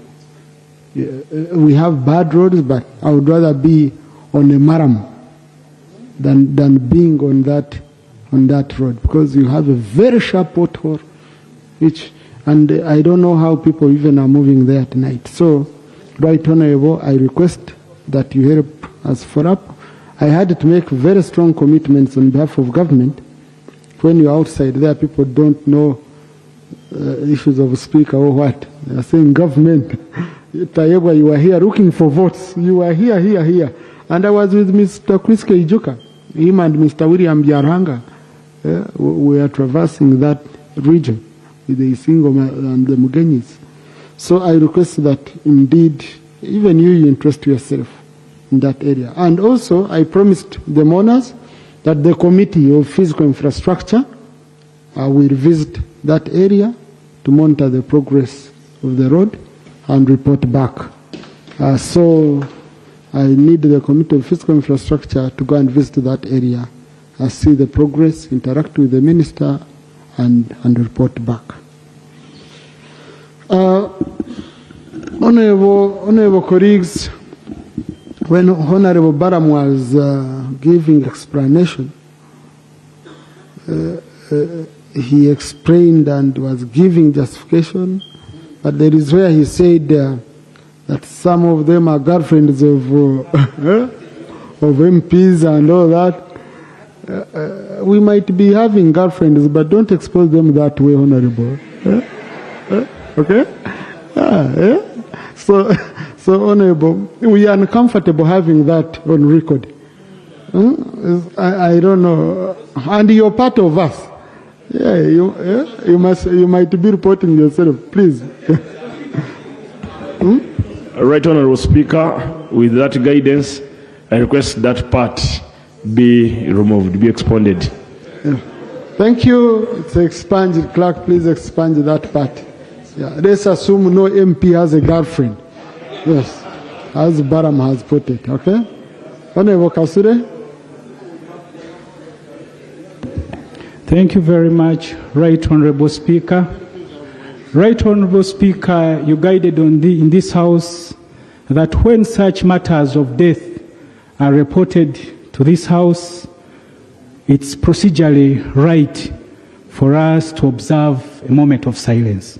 So I don't know whether, wouldn't it be procedurally okay for us to observe a moment of silence in respect and praying for the soul of the deceased, or the other people who passed on? I think, thank you, Right Honorable Speaker. Yes, Honorable, I totally agree with you. But I was still having another, because I had another one to do with the accidents, so I had wanted us to compile all of them, because Honorable Wanyanya Shafiga had brought an issue, my area. Thank you so much, Right Honorable Speaker. I'm Wanyanya Shafiga, the MP representing Bungoko North constituency. Right Honorable Speaker, I rise to raise an issue regarding the state of Mbale Kokonje Road, particularly 3 points of Chidobo, Chidega, and Marigale Trading Center, where this road has really become a threat to the lives that are using it. Right Honorable Speaker, we've already lost lives in these spots. Just yesterday, we had a taxi that was carrying some people from a barrio, which had an accident, and we lost one person on spot. The other people are seriously injured, and they are in hospital. Right Honorable Speaker, this road has become a matter of life and death, and therefore I urge the Minister of Works and Transport to undertake immediate emergency repairs, especially at the 3 spots. This road, Mr. Speaker, has been in the budget for so long. Even this time, the Minister of Works talked about it being in this budget, but they have not done anything on it. We are requesting that at least they can have the first-class maram as we wait for the upgrade, as we've been promised for this financial year. Thank you so much. Thank you. And on top of that, colleagues, you heard about the 2 UNBS journalists who died on the expressway. So yesterday I was telling the people at church that on top of the bad roads, we should also focus on reckless driving. Even where the roads are good, people are dying out of reckless driving. Okay? So, Right Honorable, do you want to make a comment? Because I don't see your minister here. On behalf of Honorable Fred Byamkama, the Minister of Works, I'm going to notify him about it, because your demand of first-class madam, we have a construction unit in Imbale, so they can avail a few madam, and we fix that as a problem. That's not tarmac. That can be fixed. So I will notify him and connect him to you, so that is sorted. Thank you. Yeah. We need to pay respect to these people, to the decision. Honorable Wanyoto? Honorable Wanyoto wanted to add on something? Then we pay respect. Thank you, Right Honorable Speaker. Colleagues, we've lost a very important member of our community, but a legendary, Mr. Mukulu. So as we stand up to pay respect, can we include him? We did that at the start of the session at 10 a.m. Earlier today. Thank you. Colleagues, I request we observe a minute of silence.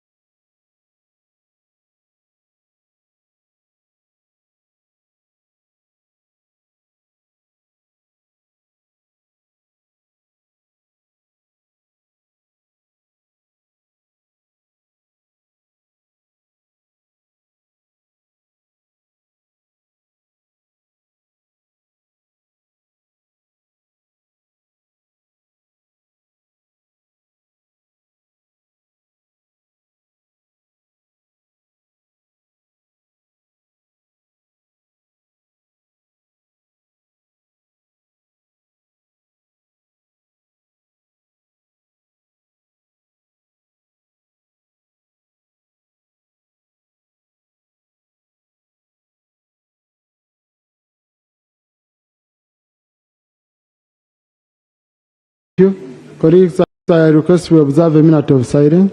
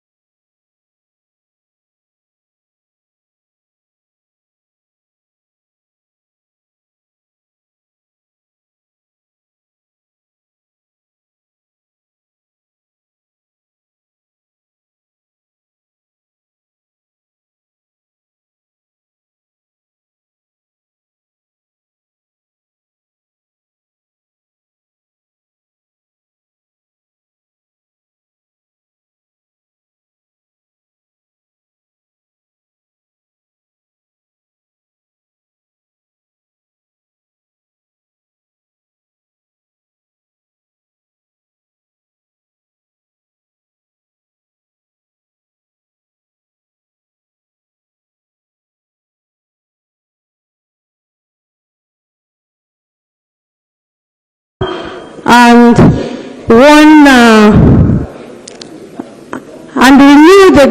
renewing the government's commitment to combating corruption, hence effective implementation of government programs.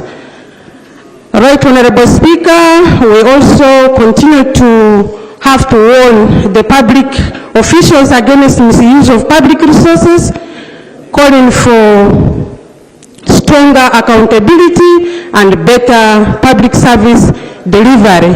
With that, I thank His Excellency, and we are there ready to work as much as possible. Thank you.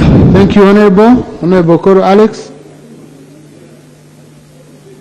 Honorable Mafabi Aisha.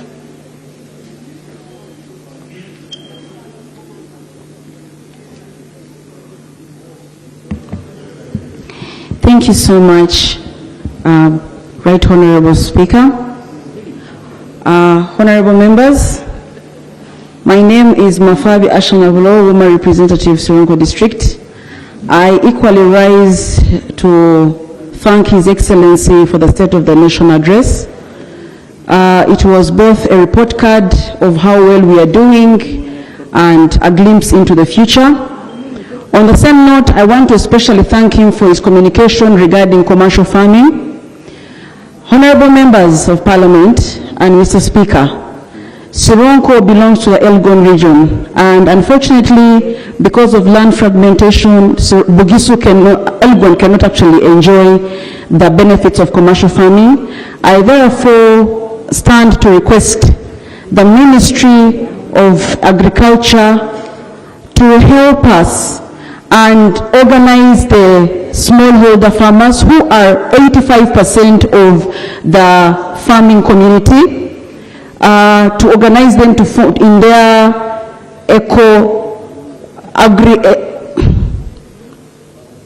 the ecological zone, the agri-ecological zone, yes, the agri-ecological zone, so that they can be able to achieve commercial scale production, bearing in mind that the capacity of Elgon can actually feed the whole of Uganda, and we have 80% arable land, which has the capacity to feed the whole of Africa. I want to take this opportunity to request that they are segmented and also guided and given input so that we can be able to achieve commercial agriculture, commercial scale agriculture. On the same note, I want to inform the floor, the Parliament, that I'm preparing a motion to this effect, and I hope that the members receive it in good faith. Thank you. Thank you. Honorable Kisa Stephen. Then Honorable Katoko Slevia.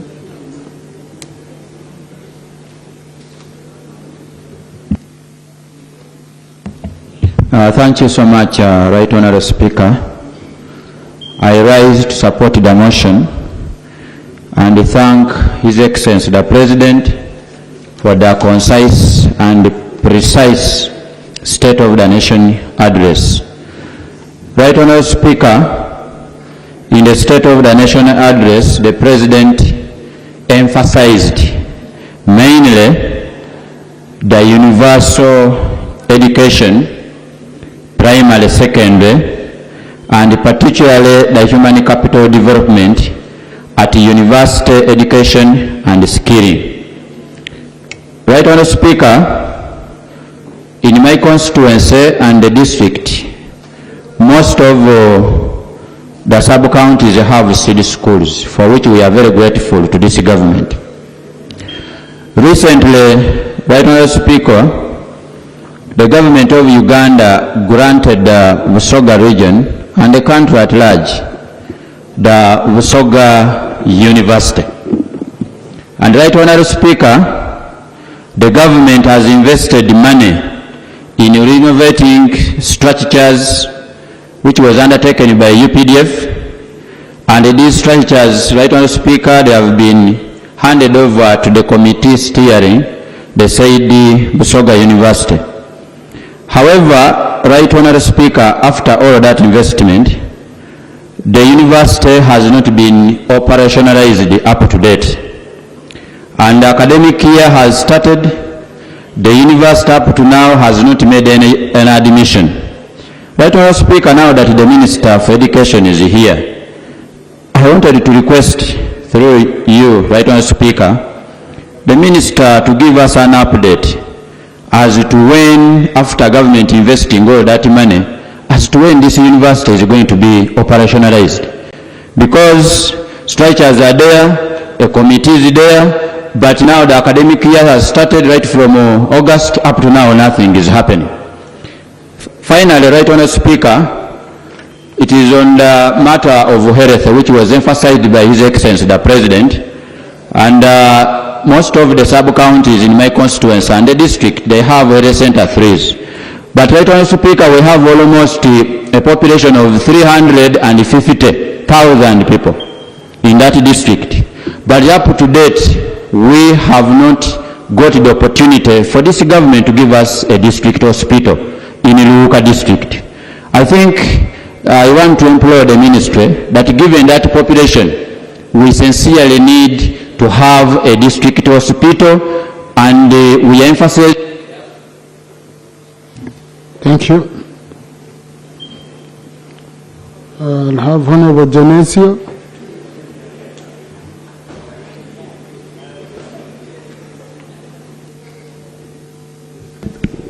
Thank you, Honourable Speaker.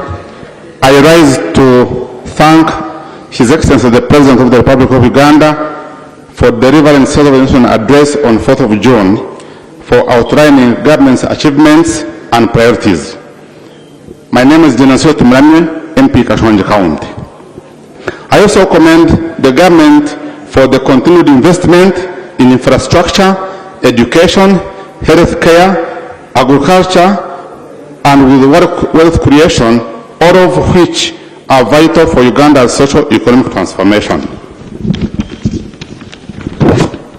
Right Honourable Speaker, while appreciating these achievements, I wish to highlight a number of pressing infrastructure challenges facing the people of Kashonji County in Chura District.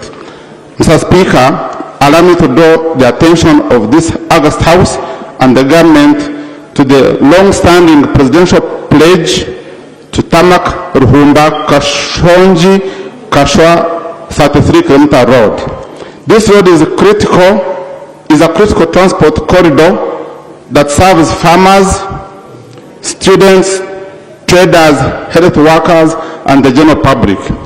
During the rainy season, this section of the road becomes very difficult for people to pass, and therefore it increases the cost of transportation to markets and essential services.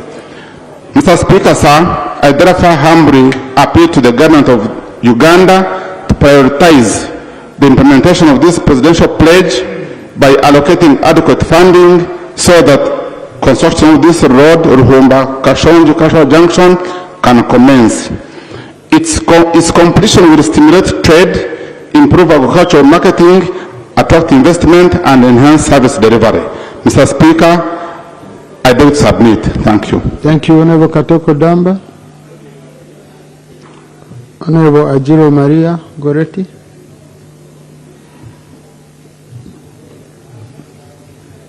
Yes, Honorable Ajiro. Thank you so much, Right Honorable Speaker. For this chance, I rise to add my appreciation to the President of the Republic of Uganda for the State of the Nation address. I would like to address myself to some of the enablers to economic growth and socio-economic transformation. One of the things that I heard him talk about is the issue of roads, and I would like to appreciate government for the good state of our road network at the national level, border to border. This has been a great achievement. However, I want to look at the state of our road networks in the communities that we come from. The feeder roads in Kalaki, for example, are in dire need of improvement. These are roads that give our farmers access to markets, to hospitals, to schools, but they're in dire need of maintenance. Our local government at the district level has tried to open many roads to improve access in the communities.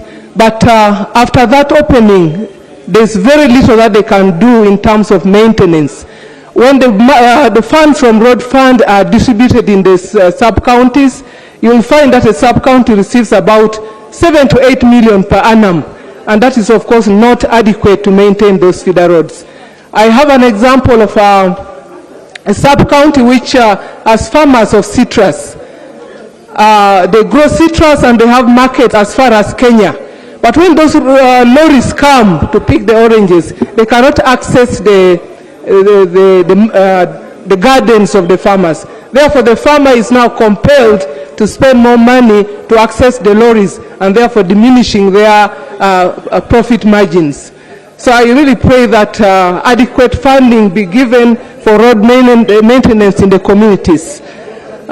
Secondly, Kalaki, like most parts of Teso, grow a lot of oilseed crops. We are the big growers of groundnuts, simsim, sunflower, soya, and these are very good in terms of socio-economic transformation of our people. I think now as leaders and as government, the onus is on us to attract investments in factories that do value addition so that the farmers can get better money for their crops and also employ more youth, therefore providing employment for youth, women and all. That is another way of increasing our income and then putting everybody in the... Thank you. Rogorobi Margaret Naziwa. Margaret Naziwa.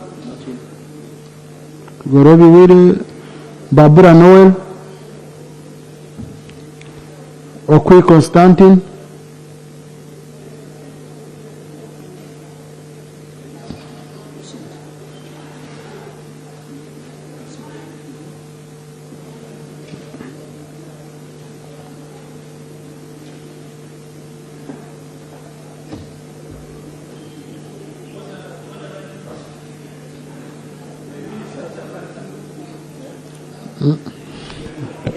Point of order. I go ahead. Thank you, Right Honorable Speaker. Yeah. I want to thank you for leading this august house and for giving me the opportunity to speak about the State of Nation address. I want to thank the President for what he said concerning socio-economic transformation.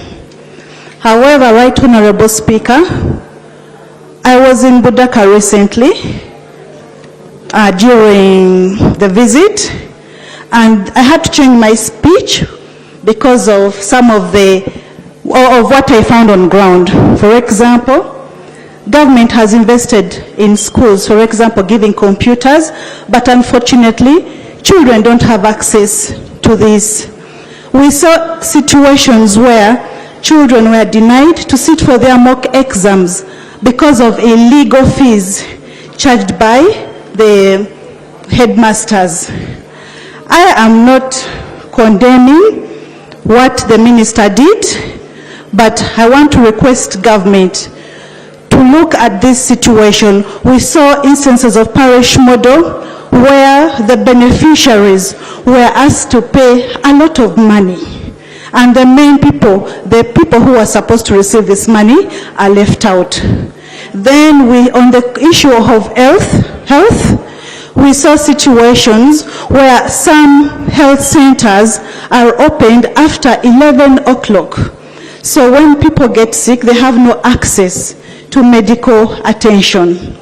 Right Honorable Speaker, we have a big issue in Budaka, most especially concerning corruption, and I pray that the government works upon it, because the President talked about fighting corruption in this country. Thank you very much, Right Honorable Speaker. Thank you. So, Okui Constantine. Thank you so very much, Right Honorable Speaker. Followed by Kasigwa Gerard. Okui Constantine, Kibale County in Palisa District. I rise in support of the motion under consideration. I listened to the President. He was indeed very clear. He underscored our cardinal objective as leaders, that of transforming our people, especially helping them move from subsistence to commercial farming, commercial to the money economy. The President chose the language, and his body presentation left so many questions unanswered in my mind. When he talked of no more corruption, when he talked of no more politeness to non-performance, and when he talked of free riding, the question that dominated my mind was, who was the President referring to? And what was baffling me, the President was speaking to us members of Parliament as if he meant we are the ones that are not doing our work. He has done his best over the years, but someone is failing him somewhere. I try to introspect. I try to do an inquiry. I looked at the technocrats. I looked at the ministries. And I looked at my constituency. I have 3 sub-counties. Of the 3 sub-counties, 2 of them do not have secondary schools. Now, whenever there is a campaign, we tell the constituents we are going, send us there such that we advocate for a school.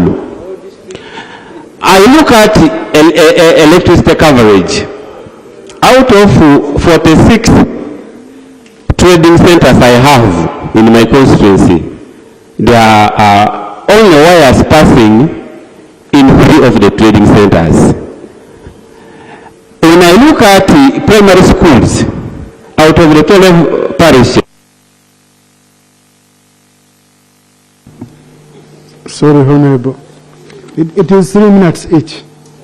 Yeah, thank you. Yeah. Kasigwa Gerard, then followed by Wekomba Sarah. Thank you very much, Speaker. My name is Dr. Gerard Kasigwa. I represent the people of Kigorovia County. I rise to pay tribute and to thank the President for a comprehensive State of the Nation address. Mr. Speaker, in the State of the Nation address, the President demonstrated to us that it is possible for us leaders to mobilize our people to join modern agriculture practices, just like he did in the cattle corridor. The President further urged our people to join wealth creation, government wealth creation programs. And I can confirm that the people of Kigorovia are very enthusiastic about government wealth creation programs. For example, they want to plant coffee and cocoa, but they don't have seedlings. When you look at the western part of Kigorovia, that's where we have our landing sites. Those areas and the surrounding villages do not have access to safe water. Actually, the safe water, clean water coverage in Kigorovia is about 55%, which is less than the national average and less than the average for Hoima district. So some of our women have to trek very long distances to be able to fetch water. We have 7 sub-counties in Kigorovia, but we have only got 1 seed school. Yes, the government policy said each sub-county should have a seed secondary school. Some of our students wake up at 4 a.m. in the morning and they have to trek over 10 kilometers to access the only seed secondary school in the area. We also have a big fishing community. Now the new fishing policies require fishermen to have up-to-date fishing gear, and most of them cannot afford. Now this is a very big problem because many of our youth have been rendered jobless. They cannot go fishing anymore. About 10 years ago, because... Thank you. Honorable Mugada has taken note. I'm sure he will comment at the end of this. Honorable Wekomba Sarah, Honorable Rogoso Sarah, Honorable Rokoru Stevenson. Thank you, Right Honorable Speaker. My maiden speech. And for the purpose of record, I'm Lokoru Stevenson Yoyo, Member of Parliament, Chekwe East Constituency, Nakapepe District. I really rise to appreciate the President for the clear exposition of his speech during the State of the Nation address. I would like to thank the President so much on emphasis on human capital development. Recently, we had UPDF recruitment, and actually, on behalf of Nakapepe District, we had a number of UPDF were recruited into the forces. I thank the President for that so much. However, in the area of human capital development, there is a serious outcry of teaching graduates recruitment, especially for secondary schools. Currently, in May, there was a hard advert where they advertised for secondary teachers at the national level. About 120 Karamujongs applied for the interviews. only 10 were shortlisted for aptitude test, and 0 went to the next level. At the same point, a majority of the students, the graduates who had gone for interviews were calling me asking for money, that unless you get about 7 million shillings is when you can be recruited to become a secondary teacher. And that's an outcry from the teaching graduates from Karamoja. On a similar note, there is a school in Nakapipi district called Murita Primary Secondary School, a city school. That school is under construction but almost getting to completion. And last financial year, Education Service Commission recruited teachers, 20 teachers for the school. And currently, as we talk, the teachers are in the payroll, but the school is not functioning. We have about 4 teachers, the head teacher, the deputy, and the other 2 crisscrossing around the school, but the other teachers are nowhere to be seen. This is a matter of corruption. The school is not functioning, teachers are recruited.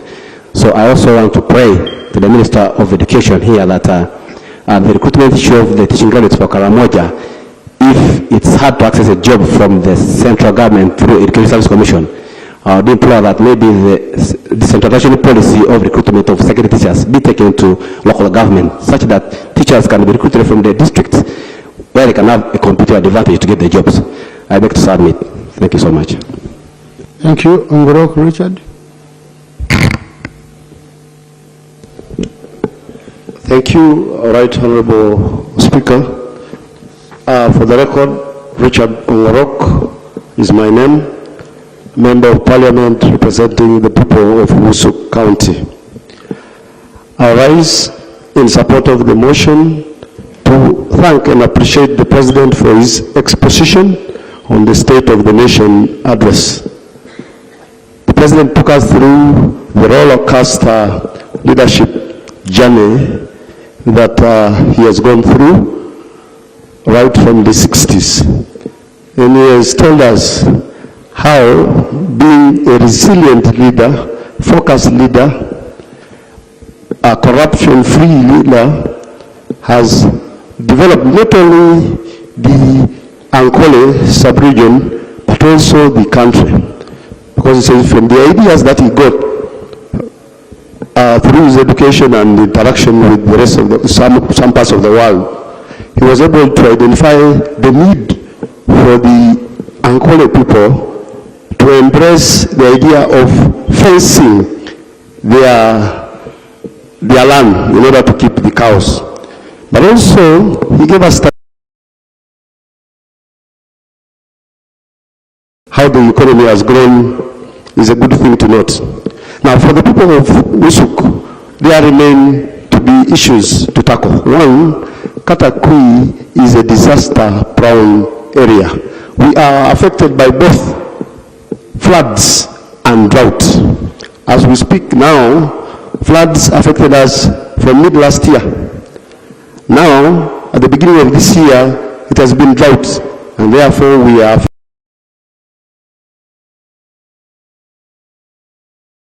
affected. Productivity levels have gone down. The people are therefore asking for the following, that there be dams built to control the floods, and through those dams the people will be able to have water for irrigation. The other is that the road network in Katakui, especially Wusuk County, be rehabilitated, because this road network links to the strategic security road that runs across from Magoro, Ngariam, Wusuk, Kaplebiong, Abim, and goes up to Tuke. The roads like Okore Security Road, Palam Security Road is in, Adachar, Okuliak Security Road, Okoritok, Owoja, Kaiselem Security Road need to be. Thank you. Wanyoto Godfrey, Nabadukanit.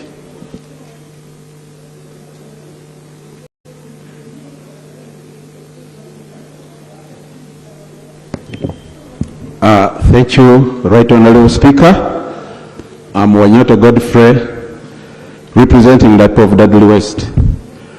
Honorable Speaker, I'm standing here to support the motion on the President's State of the Nation address. Right Honorable Speaker, we have enablers for development, and one of it is electricity. Right Honorable Speaker, this morning we had a lengthy discussion on electricity, but mine is a bit unique. I have a line in my constituency running from Bugusege Trading Center through Nalusala sub-county and Lena sub-county to Silonko district, which has wires on, it has transformers on, but not connected. You wonder whether the minister in charge of government stores, the transformers are there, but the power is not connected. How I wish these are connected such that, as you are aware, we grow a lot of coffee. Instead of using these manual pulping machines, we can go electric. Chair, our healthy mind is a mind which develops.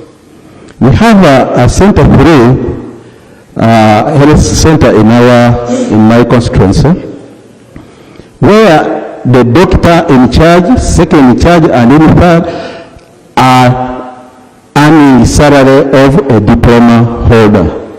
These were diploma holders and upgraded. Till when you upgrade, you expect salary enhancement. How I wish when you're still a bank bencher like us and you are promoted and you are earning the salary of an ordinary MP. So you cannot push such people who are now qualified doctors, but they are earning the salary of the same health center through Mr. Speaker, Buwasa, called Buwasa. They have a scan for expectant mothers, but they don't have a technician who works on that scan. Now, people get tempted to collect something small in the guidance of this guise of giving the person who is handling the scanner. My prayer, therefore, Mr. Chairman, Mr. Speaker, is that let that line be connected to the grid. And two, we keep on crying when we talk of why can't doctors be paid the substantial amount of another doctor. Say wage bill, here in out, wage bill. For the last 5 years. Thank you. Now, Honorable Dukani. Thank you, Right Honorable Speaker. For record, I'm Nawaduka Anet, woman member of Parliament, Chivale District, but a civil engineer. I would like to thank the President for the State of the Nation address and all people who have served this government of Uganda up to date. Me and my junior who have come to serve right now. Me thanking you all who have managed to serve, I have a concern. Me coming from Chivale, I've been wanting to ask this question that I'm bringing on, that why does government do its best but performs less? Like for my district, you may find maybe it is the worst district in Uganda in service delivery. But my question comes here. Well, we had a chance that Parliament started from Greater Chivale. This weekend, the entire Parliament was in Kivale, Greater Kivale. We were hosted by Prime Minister. But we had all leaders of the 3 districts. When we were saying, why are they not performing? Where aren't the roads worked on? Agriculture money, school funds. They were saying that money that is budgeted for comes late to the account. Even in the process of getting the money from the account to put it to use, it is also, the process is long or big. I was like, now what do we need to do as us, members of Parliament, to ensure that the works are done? Because me, I squeezed my district people, my senior extension workers, they were telling me money was taken back to consolidated fund because it came late and they could not use it in time, and it was taken back. I was like, now you have a look. When it comes to school fund, we are supposed to have 2 seed schools. The money came due to corruption and no land wrangles and land titles. We are waiting for land schematic demarcation to allocate us land titles to be able to have CD schools we were not able to have.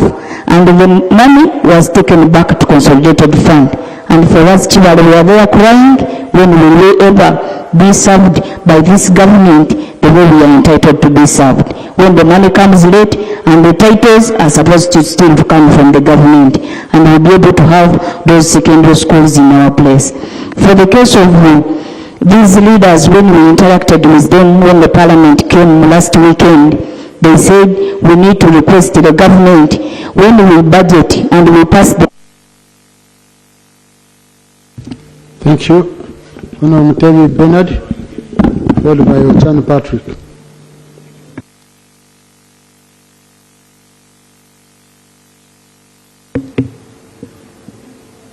Thank you, Right Honourable Speaker. My name is Mutebi Bernard Mugoya, a member of Parliament representing the people of Lamoji County, Kalira District. Right Honourable Speaker, I want to thank the President for the State of the Nation address, basically on health care. Madam Speaker, I rise on behalf of the people of Lamoji County and the entire people of Kalira District to call for the urgent establishment of the District Referral Hospital. Madam Speaker, the fact is that the absence of the District Referral Hospital in Kaliro has become a matter of life and death.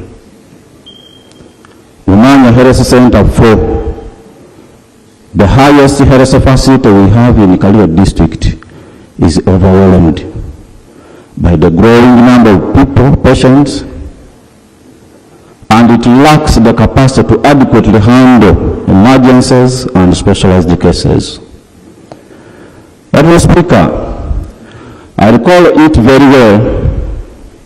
It was last month when this Parliament paid tribute to the late Honorable Moses Ali, may he so rest in peace. Kaliro District lost the Vice Chairperson of Council 5. And on a sad note, he is not the only one, but many of our people continue to lose their lives because they cannot access timely and specialized medical care. Patients are referred to Uganda, Mbale, Jinja, Palisa, and yet these facilities are too far from Kaliro. Honorable Speaker, the road alone from Kaliro to Palisa is in a very bad state. The road is narrow, full of potholes, of which it can cause a very dangerous delay during medical emergencies. Honorable Speaker. Honorable Speaker, I am aware that the engineering design for the upgrading of Kaliro-Palisa Road has already been completed and submitted it to the Ministry of Works and Transport. Therefore, I appeal to the government to provide funds so that the construction can commence without any further delay. Honorable Speaker, as I conclude. Thank you, Honorable. Ochan Patrick. Thank you, Right Honorable Speaker, for this opportunity. Mr. Speaker, I join colleagues to submit on the State of the Nation address. Mr. Speaker, the President centered his communication on economic transformation, citing infrastructure development, wealth creation, oil optimism, and industrialization. Mr. Speaker, I agree to the majority content of the President's speech because of its positive economic outlook, on one hand. While on the other hand, Mr. Speaker, I find them insufficient to deliver the much anticipated economic transformation. I am pleased with the aspect of macroeconomic stability, Mr. Speaker, where we have been promised low and stable inflation relatively strong GDP, which of late has also been validated by the International Monetary Fund. Mr. Speaker, there we are guaranteed of stable household purchasing power. We are being guaranteed of a market that attracts both domestic and foreign investors. Mr. Speaker, I am also pleased with the aspect of wealth creation through PDM and industrialization, where we are promised increased income at the household level, reduction of poverty in the future through PDM, and improved trade competitiveness through value addition and some job opportunities within the manufacturing sector. However, Mr. Speaker, I find that insufficient in contexts due to inadequate input on critical aspects of the economy that determine growth. One, Mr. Speaker, lack of focus on youth unemployment.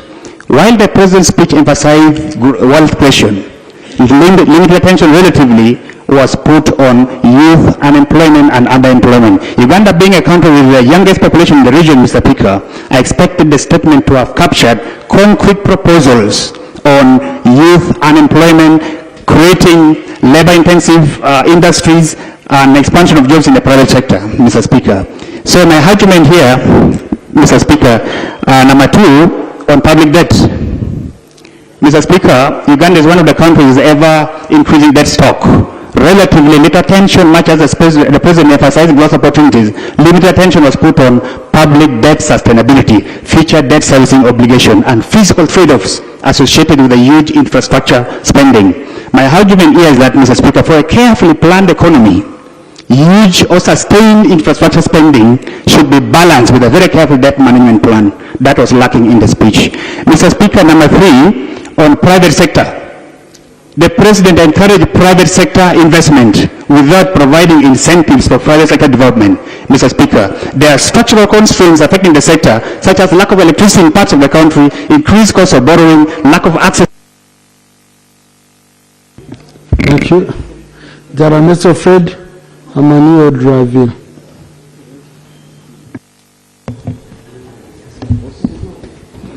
Right Honourable Speaker, colleagues, ladies and gentlemen, Jalamis of Red is my name. I rise to appreciate the President on the State of the Nation address. Right Honourable Speaker, the President categorically made it clear the money economy aspect, infrastructure being a panacea of development, tourism being a flagship for Uganda's economic transformation, and agriculture development. Right Honourable Speaker, in regards to the people of Ajuri County, the people of Ajuri are saying the President's State of the Nation address falls short of their expectation. In the lines of agriculture, they are saying the people of Ajuri are being exploited twice when it comes to farming. Farmers are paying high in terms of inputs. A case in point is sunflower seed, Right Honourable Speaker. They are buying at 75,000 per kilogram, and at harvest, they are selling at 1,000 shillings per kilogram. Right Honourable Speaker, the people of Nigeria are calling this legalized poverty. Right Honourable Speaker, on the issue of power, we have 3 sub-counties that do not have access to electricity. It is no longer a luxury, but it is a springboard on which development can be entrenched. We are therefore calling upon the government to ensure that electricity reaches the 3 sub-counties, Adeir, Angita, and Amogo sub-county. Right Honourable Speaker, on the issue of tourism, the people of Nigeria are saying Akibwa was the first Ugandan to win Olympic medal. Right Honourable Speaker, they are saying we need Akibwa marathon. Brazil marathon has come and we are appreciating. Now we need Akibwa marathon. Being the first Ugandan to win Olympic, we need Akibwa Olympic marathon. Right Honourable Speaker, this is going to push for Ugandans, especially in Nigeria, to move to the money economy. Finally, Right Honourable Speaker, in reference to AFCON, the people of Wajiri together with Lamu Sub-Region are unanimously demanding that the access roads to Akibwa Stadium, a flagship infrastructure, an infrastructure which is called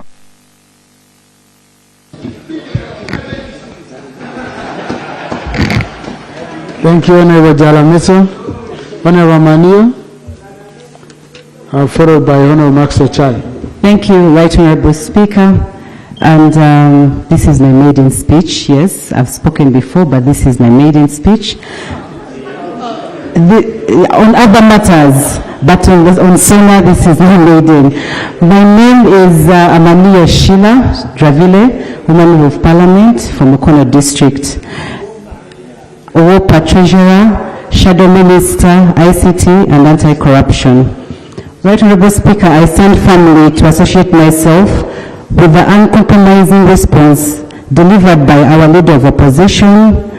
And this is because listening to the State of Nation address, it felt like a country different from the one we live in, specifically for my people of Mukono District. Right Honorable Speaker, Mukono District serves as one of Uganda's primary industrial engines. However, it has an issue of the youth being paid basic money, 5,000 shillings a day. And these are in the industrial areas of Nama, Mbalala, Namamve, in all those industrial parks. Youth are complaining of this pay. So I'm requesting, Right Honorable Speaker, that we maybe look into the issue of the minimum wage bill to be able to address this issue of the youth. Right Honorable Speaker, another issue that I felt was not addressed in the State of Nation address is the issue of the health facility crisis in my district, and this is a district that hosts the Speaker of Parliament. Right Honorable Speaker, we call for an expansion for this facility, and we pray that it can be upgraded to a regional referral hospital.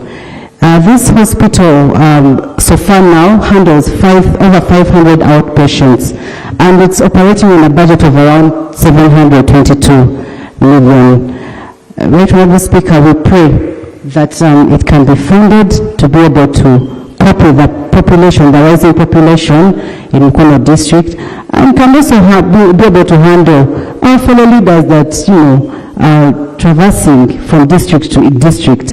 We lost a member from Kayunga because they couldn't come to our hospital. We rushed him to Nakasero, and eventually we lost him. Right Honorable Speaker, the other issue is the severe public education infrastructure and sanitation crisis in Mukono District. There is a gap of 374 classrooms and a deficit of 930 teacher accommodation quotas.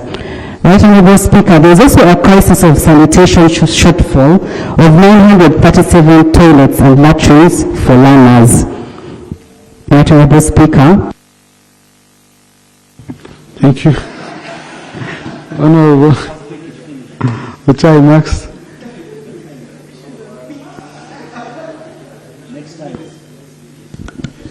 Right Honorable Speaker, I want to thank you for this opportunity. And honorable colleagues, this is my maiden speech.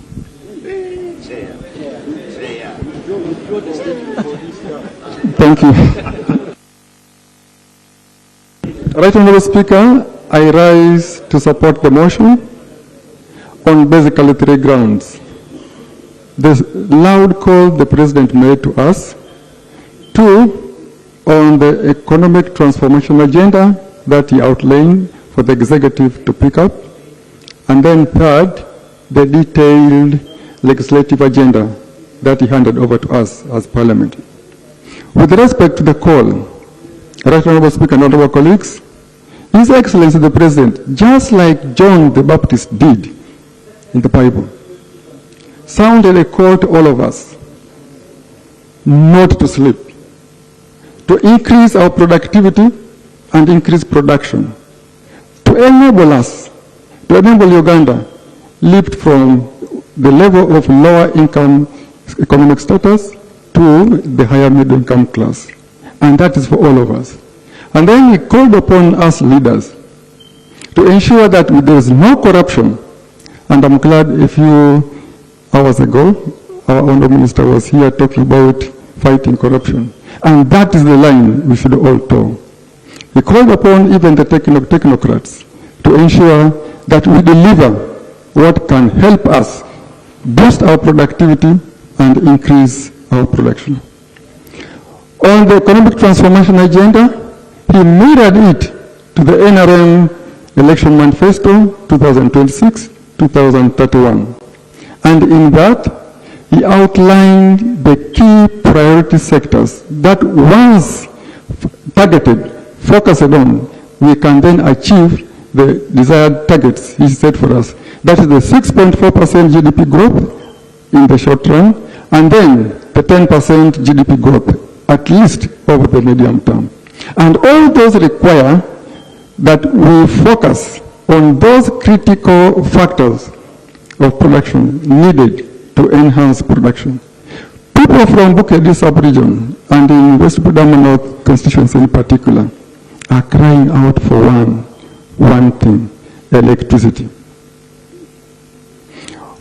On Sunday I was in my constituency and I went to Nagongara sub-county where the substation, the power substation is located just at the center of the constituency. But lo and behold, the sub-county headquarters just about 30 meters away is without electricity. The police post, which is about 20 meters away, is without electricity. The River Growth Center of Nagongara, which is just about 20 meters away, is without electricity. Thank you, Chair. Honorable Achora Catherine, followed by Honorable Kahima Moses.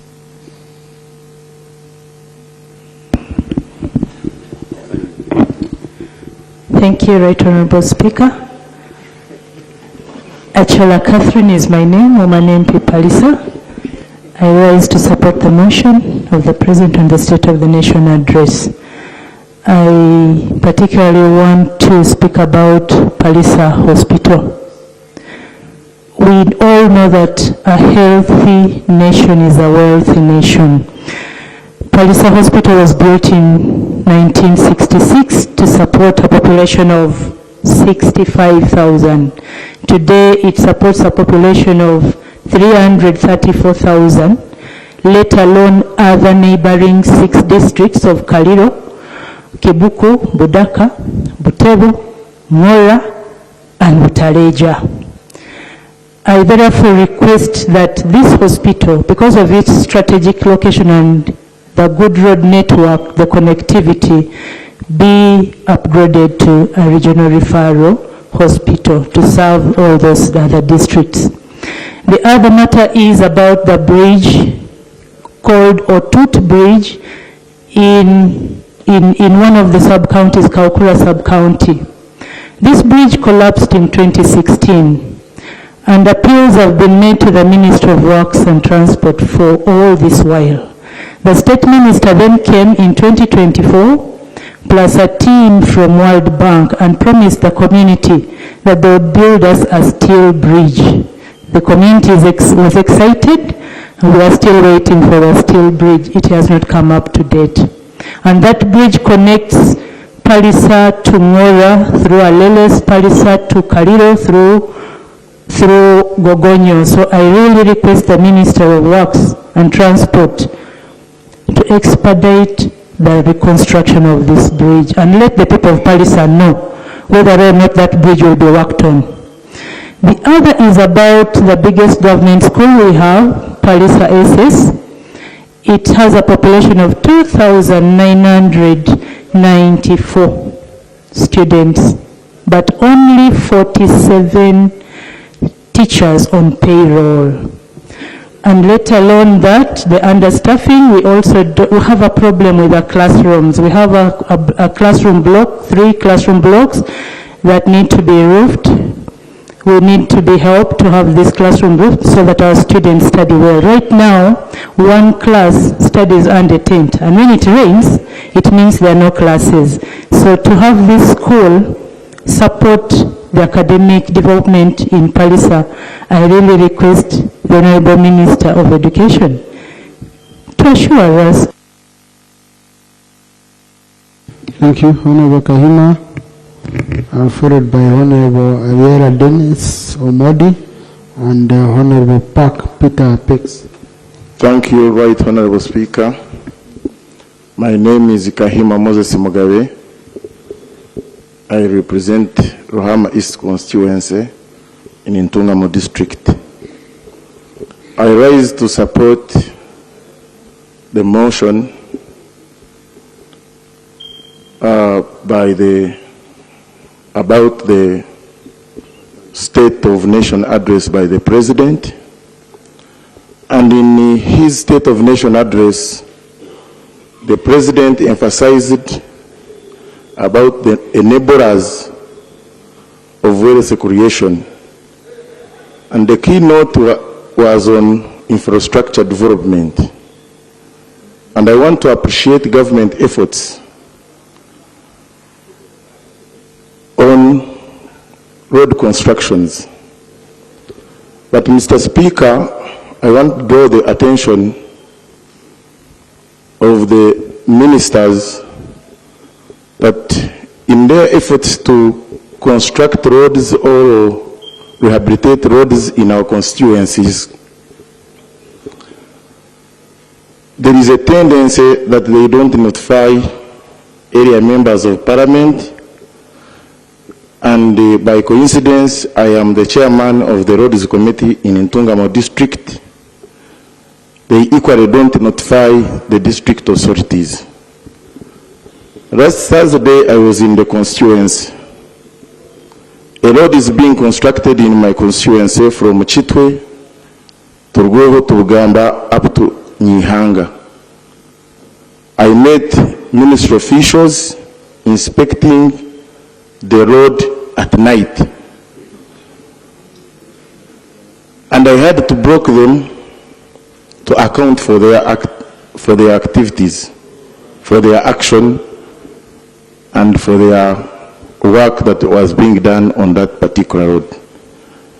I remember one time, Mr. Speaker, you said it here on the floor of Parliament that ministers should always inform members of Parliament for any activity that is being done in our respective constituencies. To me, much as the government is trying to do its part, but central government officials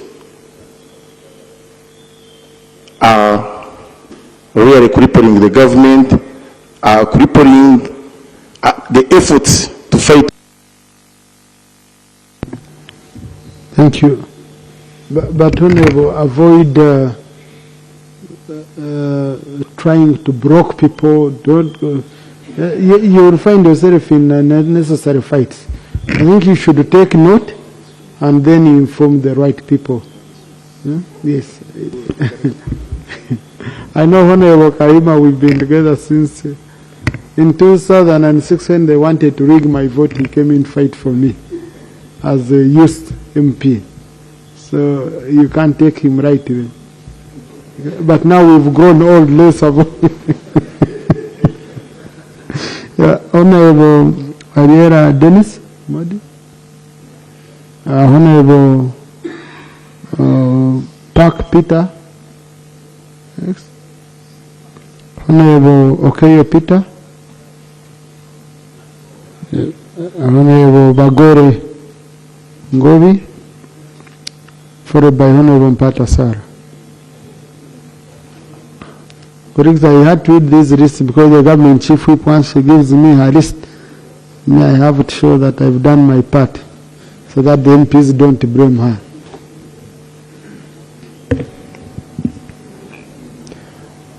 Thank you so much, Mr. Speaker, sir. For the record, Mr. Speaker, sir, my name is John Bagole Ngobi. I represent Luka County North. Mr. Speaker, I have a challenge with the drafters of the motion on the floor. The motion says expressing gratitude, but I wonder how I can express gratitude when I'm not happy. This is my 11th time to listen to the President's State of the Nation address, but it's always good and very good when he's presenting it. But after a short while, his aspirations are always eaten up by the corruption in this country. Mr. Speaker, I don't know how I can express gratitude when most of my challenges were not talked about in the State of the Nation address. For instance, Luka district has been in existence for the last 17 years. But the government policy says that when a county becomes a district, the health center is supposed to be elevated to a district hospital. But for the last so many years, we have been grappling with the issue of the district hospital, because by the time Luka became a district, we had a population of less than 300,000 people. But as I speak now, I think the population is almost approaching 200,000.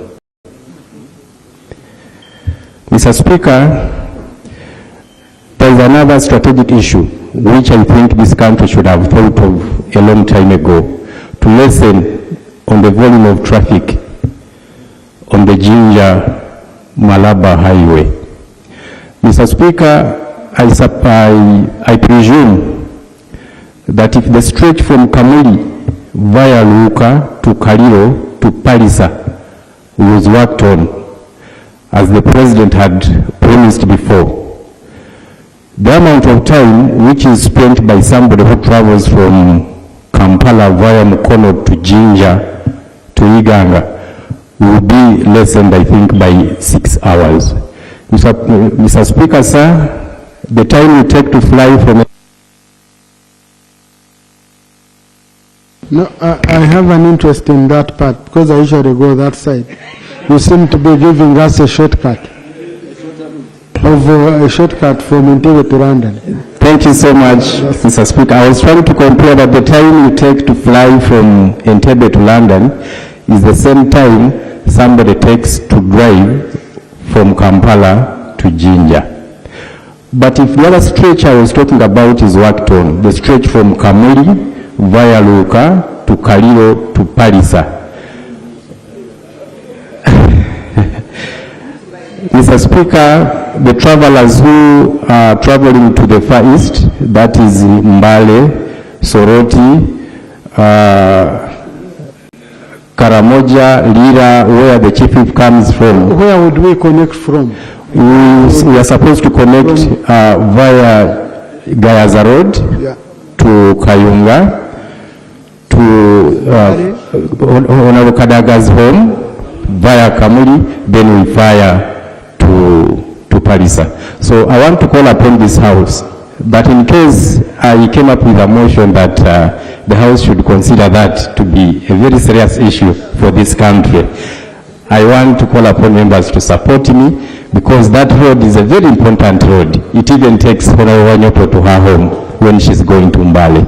I want to thank you, Honorable Speaker. Thank you, Speaker. Honorable Mpata Sarah. Thank you, Right Honorable Speaker. For the record, I'm not Impata Sarah. Nsara ladies. My name is Impata Saleh. Sorry. I don't know why they wrote it as Saleh, S-A-L-E-H. I thank you, Right Honorable Speaker. I represent the people of Bunia County South, Mayuge District. Right Honorable Speaker, I rise to support the motion to express gratitude to His Excellency the President for his clear and precise exposition in the State of Nation address. Right Honorable Speaker, I would like to express my gratitude to His Excellency the President for his industrious and steadfast leadership that has led to the transformation of this nation from the economic doldrums in 1986 when he came to now the most celebrated lower income status. And of course, leading the trajectory in making stride into the high middle income status. If you want to appreciate the president, you must look at the metrics, the economic metrics of this country, right from the time he came in to date. In 1986, if you may wish to know, the GDP stood at $3.9 billion US compared to today's GDP standing at around $67 billion US. Of course, not to mention that the economic growth then stood at dismally less than 1% to apparently today standing at around 6.3%. I think suffice to say, the president needs to be appreciated. Right Honorable Speaker, I listened and even read the President's State of the Nation address, and I was particularly captivated by his strategic agenda to deliver majority of Ugandans into the money economy, using what I may call his master stroke, the PDM.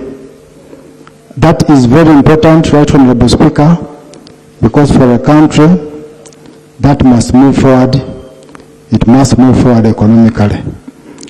But thank you. Honorable Chia Gabriel, followed by Honorable Judas Wanyama, and Honorable Choni Julius. Thank you, Right Honorable Speaker. For the record, my name is Achia Lokiru Gabriel, Member of Parliament for GA County in Kotido District. Right Honorable Speaker, allow me thank His Excellency the President for the State of the Nation address. Right Honorable Speaker, I particularly point out to the pillar of peace and security that the President has always talked about. During the State of the Nation address, he ably talked about the peace and security in this country. Right Honorable Speaker, I want to report to the House that the people of GA and Karamoja as a whole have been beneficiaries of the security that government has provided to the people. I know all of us are here are aware that some time back Karamoja was riddled by cattle rustling and thuggery. But thank God that government ably put in resources during the disarmament program to ensure that peace and security returns to Karamoja. As we all know, peace and security is a prerequisite to socio-economic transformation. Certainly, the people of Karamoja should be able to move on, to transform like the rest of Uganda. Right Honorable Speaker, we have pockets of insecurity still in Karamoja. The conversation now is that how do we have sustainable peace in Karamoja? This engagement has been ongoing with the government. One of the key priority areas has been providing security roads. So far, government has started doing that, but it has not completed. We have areas that are hotspots that we really need security roads to make sure that we salvage the situation whenever it goes out of hand. One of the areas is we need a security road connecting Kotido, Kitgum, and Pade. We also need a security road that connects Abim and Park, so that when there are issues around those areas, government should be able to quickly intervene. Right Honorable Speaker, I submit. Thank you, Honorable Achia. Honorable Judas Wanyama, by Honorable Achon. Thank you, Right Honorable Speaker. My name is Dr. Judas Wanyama, the Regional Youth Member of Parliament for Eastern Uganda. And I rise to support the motion of expressing gratitude to His Excellency and to add a youth perspective to the government policy. Right Honorable Speaker, this is a youth month, and across the country, the young people have been converging. We've had sub-regional youth parliaments. We've had a national youth parliament in this house. And we are having various districts having youth days. We had a council sitting, and very many concerns were raised by the young people. And it's upon your guidance that I seek some of the resolutions be presented to this floor for debate. Among the raised concerns, there is unemployment among the young people. And Right Honorable Speaker, it has created what we'd call the bootstrap paradox, a causal loop. Unemployment is causing poverty, and poverty is causing teenage pregnancies. And in Eastern Uganda, it is really serious. We have the youngest grandmother in this country from Bukedea. She's 23. Last week in Namaingo, we found out that there's another one who is 25. So we are having poverty leading to these teenage pregnancies. So you find a mother having a daughter, let's say at 15, and because of unemployment and poverty, this 15-year-old mother gets a daughter of 10 years who again gets pregnant. We have a 10-year-old who is pregnant in the district.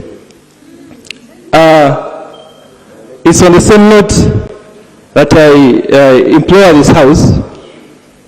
The young people are crying out loud as we wait for the skyrocketing projects for them that are going to move this country to the agenda, with the 2040 agenda.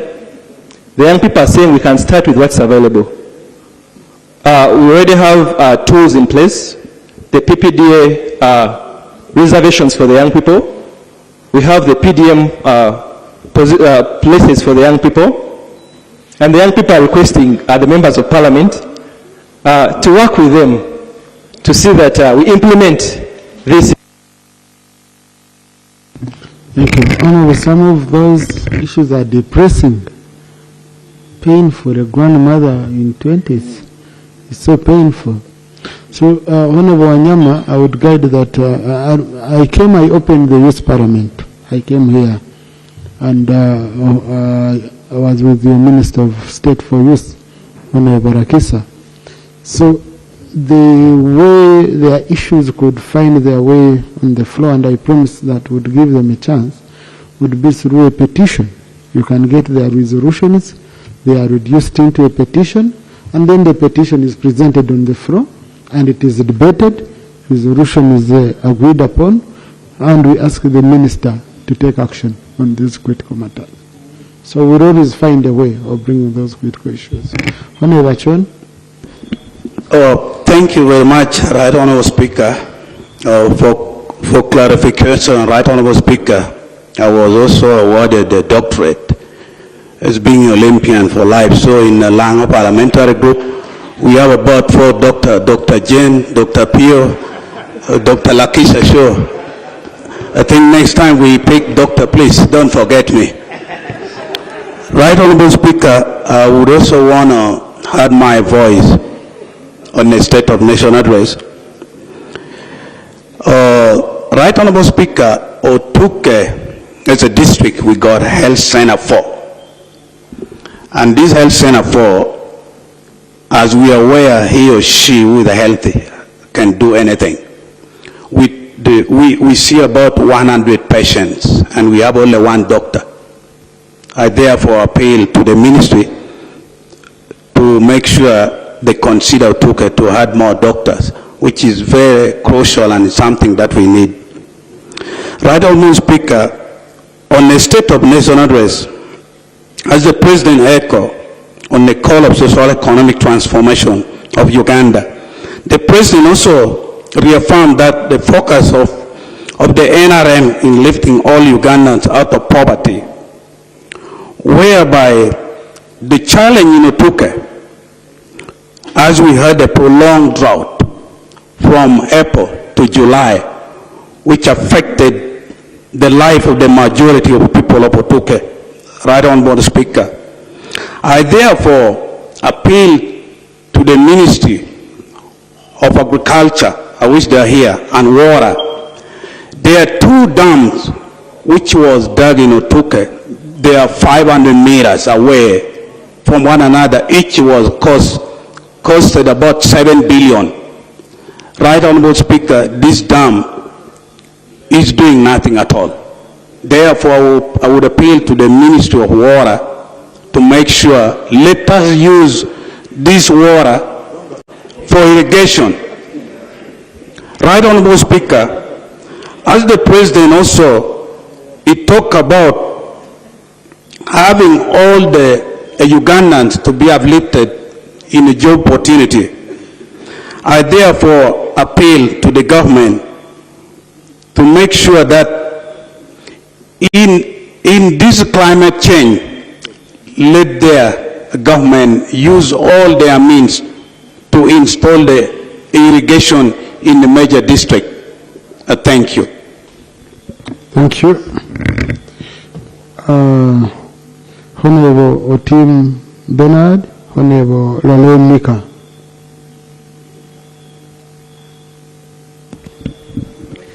Thank you so much, Right Honourable Speaker. I'm Otim Bernard, Member of Parliament representing the people of Maruzi North County, found in Apaj District. Right Honourable Speaker, I stand strongly and firmly to support the motion for resolution of this Parliament to pay gratitude to the President for the State of Nation address. Right Honourable Speaker, I would like to speak to an aspect that many may have not spoken.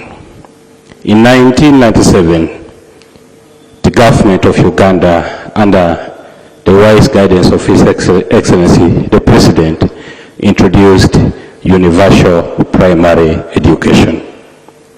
At that time, I was a primary 5 pupil, and I'm a beneficiary. That is one of the main achievements that we have had, and it's a reason for us to express gratitude. However,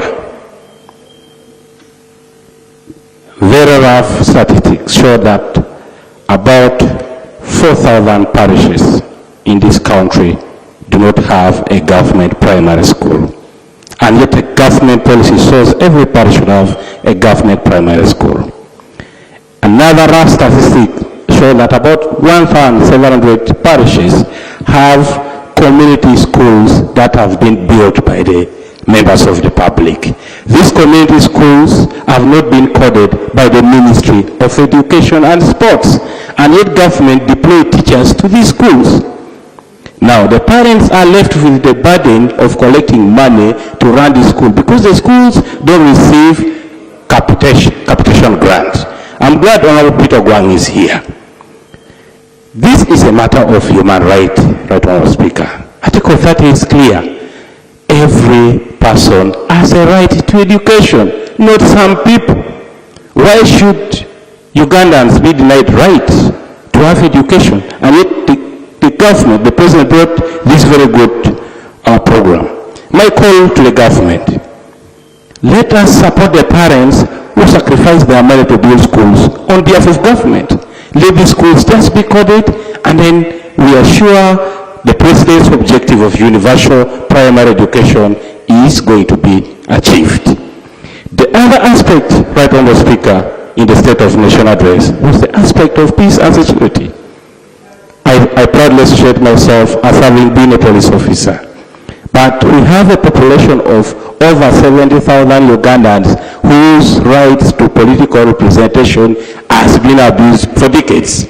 We we must give credit to the president that Uganda is the only parliament in Africa or in the world where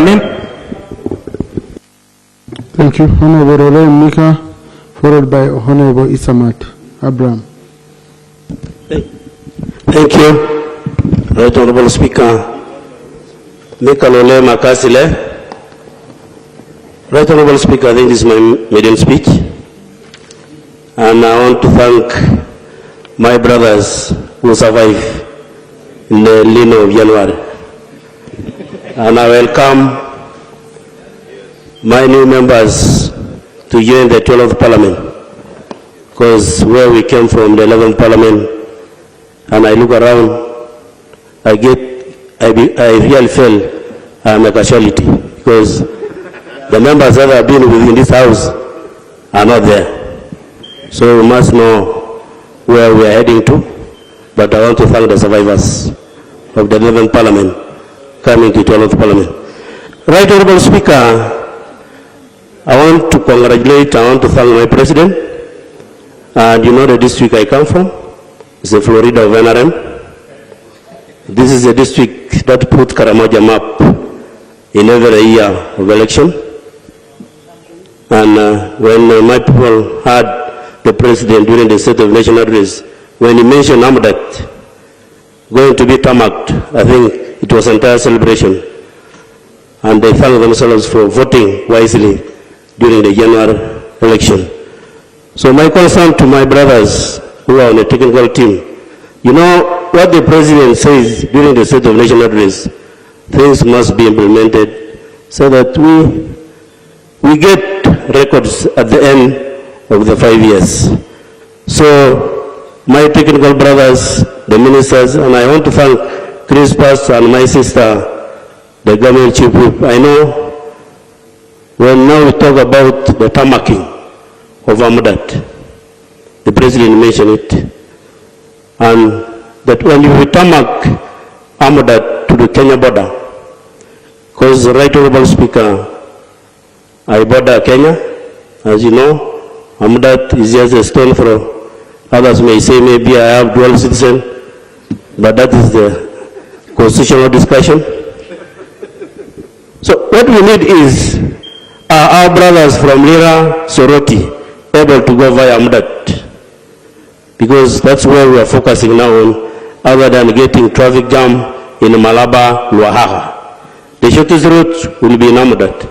So if we tarmac Amudat to Kenya border, because Ruto has made his part towards our border, so we need now to make our part, as the president mentioned in the State of Nation address, that Amudat need to be tarmacked, so that my sisters from Soroti, Lira, Gulu will have.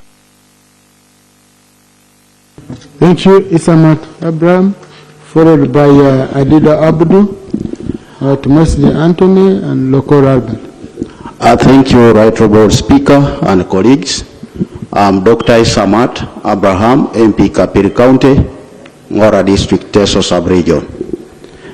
Right Honorable Speaker, I join colleagues to thank the President for the State of Nation address, but also, most importantly, to appreciate his effort in ensuring that the road network in the country improves. I would like to bear witness, in the past, many years ago, we used to travel from Teso to Kampala. It would even take maybe a day, threatening even 2 days. But these days I can leave Kampala and drive for 4 hours. I will be in Ikumi, which was actually our mother district. That said, allow me raise this important issue that I encountered when I attended a burial about 2 weeks ago, where Kakise bus driver got involved in the accident and died. The issue that was hot in that burial was the issue of Kumi Ngora Kagwara Road.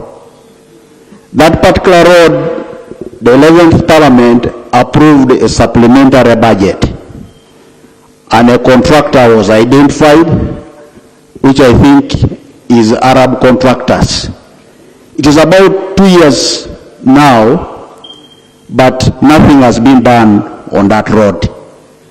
And the voters of Ngora district are asking what has happened, because a supplementary was approved, but no work has been done on the road. So I would like to request you, Honorable Speaker, through you to the Minister of Works, could he come to this August House to make a statement on that particular road, because the money was approved. The other second issue that I would like to bring to the attention of this August House, as far as the staffing level of Ngora district is concerned. Ngora is one district that is disadvantaged. I want to give an example of the health sector, and in particular the health department. I had an interaction with the district health officer. He informed me that they have a big... Thank you. Honorable Adida Abudu. Thank you, Right Honorable Speaker. My name is Adidwa Abdu. I represent people of Koli South in Namaingo district. Right Honorable Speaker, allow me join this house to commend the President for his great State of National Address that encourages industrialization for job creation. Right Honorable Speaker, many years ago, the people of Namaingo have been waiting patiently for government to set up an industry in Namaingo. And on 30th September 2022, Shen Sugar Limited applied to set up a sugar mill in Chifuyo village in Namaingo district.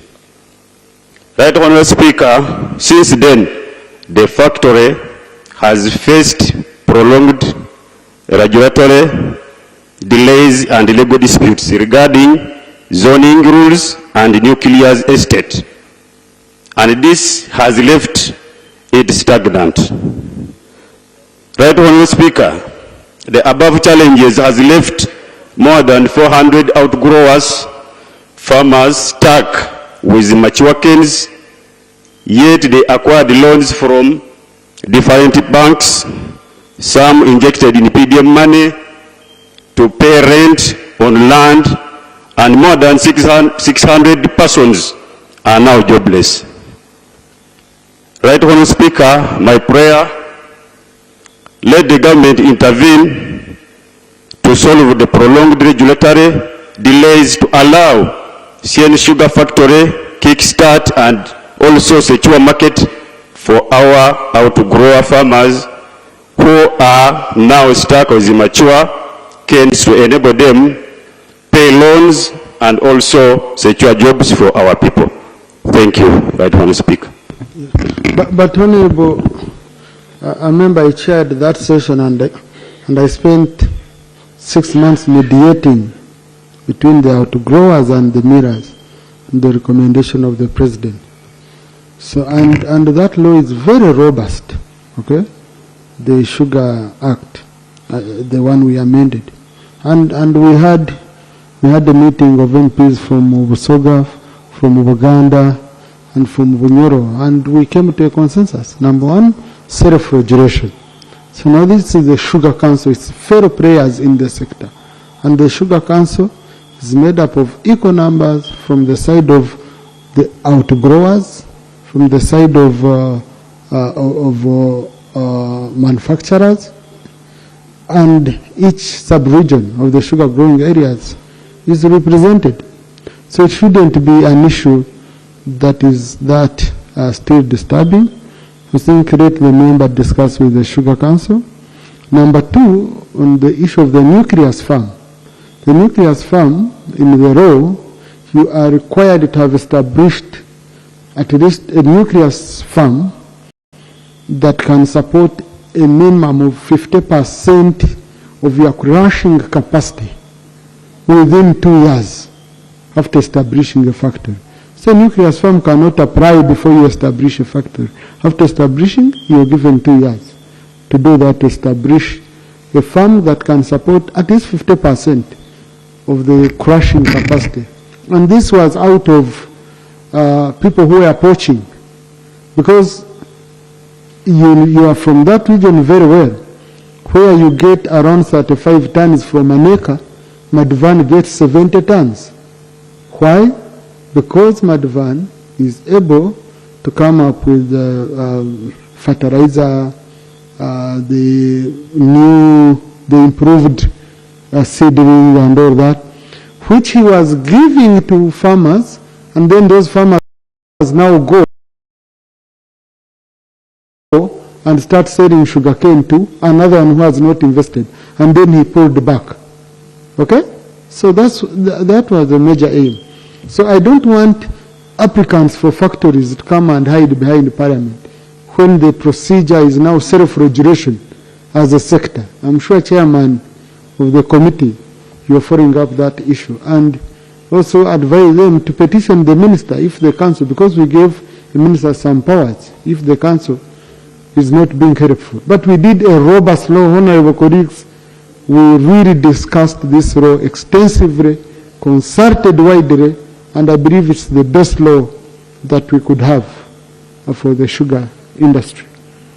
And I still have a very strong memory about it, because I know what it took to reach that consensus. Honorable Thomas Anthony, then followed by Honorable Ilko Emmanuel. Just wait. But I received here a note that is confusing me. Okay? I received Rokoro Albert, but I'm told Rokoro Albert, you've already submitted on Sona? No, Rokoro Albert, I knew he has not yet. Oh, so you just added on Ilko Emmanuel? These Karamoja people love each other. Thomas Anthony, and I finish the two colleagues. Thank you very much, Right Honorable Speaker. I wish to join my colleague members of Parliament to thank the President for his appreciation that the productive population must be a healthy population. There are many number of health facilities that have been constructed and others improved and others upgraded, especially during the tenure of our current Chief Whip when she was Minister of Health. But I want also to emphasize that it is important that these health units need to be equipped, especially with medical equipment, with beds, with mattresses, and also, most importantly, the provision of not only professional medical workers, but also patriotic medical workers. Just about last week, but one, a certain lady called Eileen was transported to Kawianda Health Center 4, and when she reached there, the only medical worker in the Health Center 4 told her he was not only tired to work on her or care for her, but he was also tired to refer her to Mbarara Regional Referral Hospital. That was on 4th, and it was a Tuesday. The lady did not have anything to do but to wait until when the medical worker came back on Thursday, 8th. She was referred. By the time she reached Mbarara, the baby boy in her was already dead. She was induced and she produced, I don't know whether you call it a dead body, but that is what happened. Stillbirth. Stillbirth. Okay. If that is the English. Now, from what has been happening in this country and what has been submitted in this Parliament, including today, I want us to appreciate that it is not only medical facilities and presence of good health workers in hospitals that is killing our people. Our people, many people are as well dying on the road because of bad roads. So that must also be emphasized. On Saturday, last Saturday, today is Tuesday, I attended the funeral in my constituency of a very prominent businessman who died on a stretch between Mbarara and Mile 4 in Mbarara Isinjiro Road.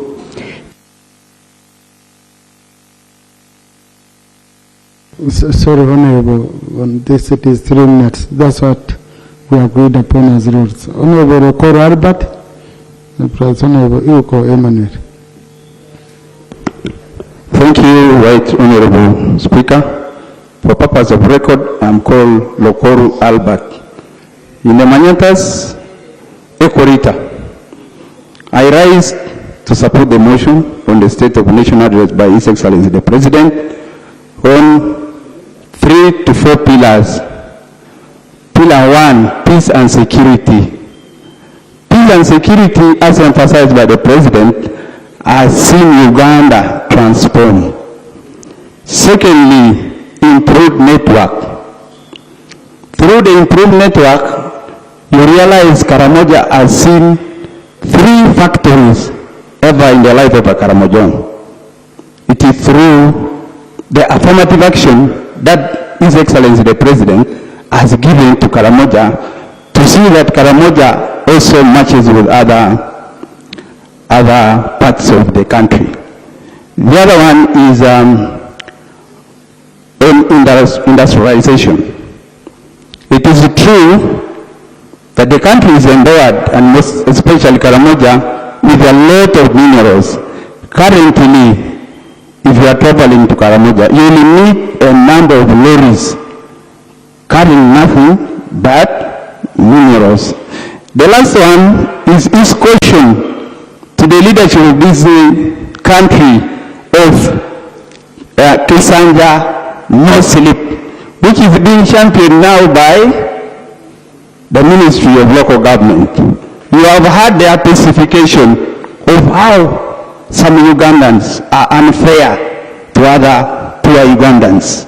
You have heard this afternoon when they gave testimonies of roads, testimonies of construction, and I want to pray that we join hands and work together to root out corruption in this country, because it is the one which is making other regions underdeveloped. Imagine there are projects that are implemented in Kampala in the name of Karamoja, but they hardly reached Karamoja, but the money they get from government and the money they get from development partners is enormous. That's total corruption. Thank you. Thank you. Honorable Iuko Emmanuel, followed by Honorable Babunji, then Honorable Komor Joseph. We are about to end, colleagues. Thank you, Right Honorable Speaker.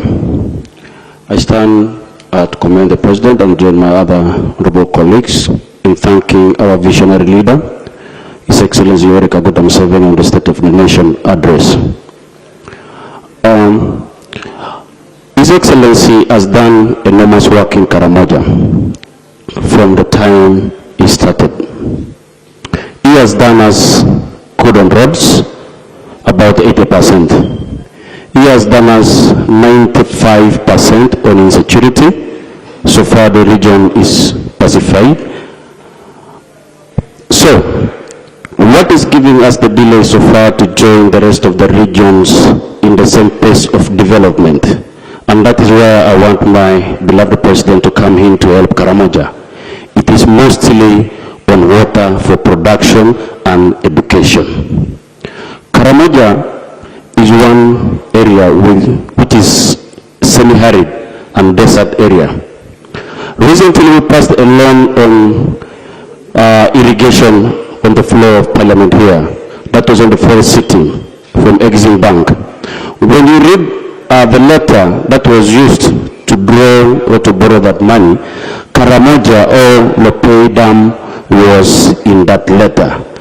So I want to ask that if there could be a way more money can be borrowed borrowed for Lopay Dam, since the letter of the president shows that that land was supposed to be borrowed too for Lopay Dam in Karamoja, so that it can help us to get water for production, the same lake that is supposed to be located in Bokora County, Lopay sub-county. The other one is that I want to request my president to help us solve the problem of street children. As you can see now, ever since the time of the drought issue, we have numerous numbers of them here in the streets of Kampala. So I want us to find him to help us to find a lasting solution to this problem, because we have lost a lot of children in human trafficking and many other activities. And the other one is, I want to request my president to be able to look us in Karamoja with more mercy. I am a product of State House scholarship. So for State House scholarship, an MP in Karamoja is only given 3 slots. If the time it was only 3 slots, that means I would not be standing in this house. I want to request my president to help us increase the slots of State House scholarship in Karamoja. Thank you. Thank you. Honorable Babunji, followed by Honorable Komo Joseph. Thank you so much, Right Honorable Speaker. My name is Josephine Babuna Babungi, the woman MP of Bundubujo District. Also raised to support the motion, and we appreciate the President for delivering the State of Nation address. Whereas he promotes value addition and commercial agriculture, in Bundubujo we have a treasure of cocoa. He pledged to construct for us a cocoa factory so that we add value addition to our products, especially the cocoa. The feasibility study was done. We have the land, but up to now the project is not started. Lowered good in other places, in other districts, in other towns. The trade order, as we try to implement it, affected Bundubujo so much that the traders have nowhere even to sell the small items and the local produce. The only market which through NADS was trying to be constructed at the border post of Busunga is not to the standards the way how other markets are constructed. They are just shelters which are only accommodating a few people. Even the community members refused to operate from that market. Right Honorable Speaker, they are even preparing a petition which maybe has already reached you or not yet. It will reach your table very soon. Right Honorable Speaker, Bundubujo District is prone to landslides and other disasters because of the terrain. We have landslides which affects the road infrastructures so much. Now, Right Honorable Speaker, there is a very big problem. We have now the sinking ground. I don't know whether the government has taken an initiative to study and come and guide us about the sinking ground. The ground sinks with everything. Thank you. Komo Joseph, followed by Mugabe Robert, followed by Ferigo. Thank you, Right Honorable Speaker. I rise to support the motion, and I would like to join the rest of my colleagues who supported the motion and the members of Parliament from Karamoja. I want, first of all, to thank the President for most of the programs that are intended to fight poverty, and these programs are EMIOGA, PDM, WEB, and YLP. These programs in Karamoja already improved the state of the household in Karamoja. But because of insecurity, the poverty in Karamoja has been on and off. On and off in a state that in a year like this one, In 1 year, people harvest, people have peace, and so they get a lot in terms of households. So in another year, the insecurity intensifies. So at the moment, the people of Karamoja are thanking the president for having pacified Karamoja. Now the road thuggery, the killings, and the cattle rustling that have been in Karamoja have been fought totally. We request one thing from the president, that sustainable peace be availed. And so my colleagues have mentioned a number of programs the president has put to include the road, security road, construction of security roads, to include deployment of the UPDF, and to include the deployment of the police. The deployment of the police is the most important one at the moment. There is some state of lawlessness by individuals who still possess illegal guns. And so, police would be the right people to team up, to work up together with the army, and then kick out insecurity. Right Honorable Speaker, I have a very important matter that I should have mentioned earlier. I've been dealing with the Office of the Minister of Education, and from 2021 up to date, I feel like I have to mention it. Right Honorable Speaker, the matter I'm talking about is regarding the policy of secondary education in every sub-county. Honorable, you'll get another time you raise it, okay? Just 1 minute. 1 minute. Thank you. Honorable Mugabe Robert, followed by Honorable Kambari Ferigo. Thank you, Right Honorable Speaker. For the record, my name is Robert Mugabe, the Member of Parliament, Kitagwenda County. Right Honorable Speaker, I wish to commend the President for the State of Nation address, particularly his continued emphasis on wealth creation, commercial agriculture, value addition, and indeed this is the right direction if our people are at transition from subsistence to a money economy. Right Honorable Speaker, as we align ourselves with this vision, I rise to bring to the attention of this august House a practical challenge affecting the constituency of Kitagwenda, which risks undermining these very efforts.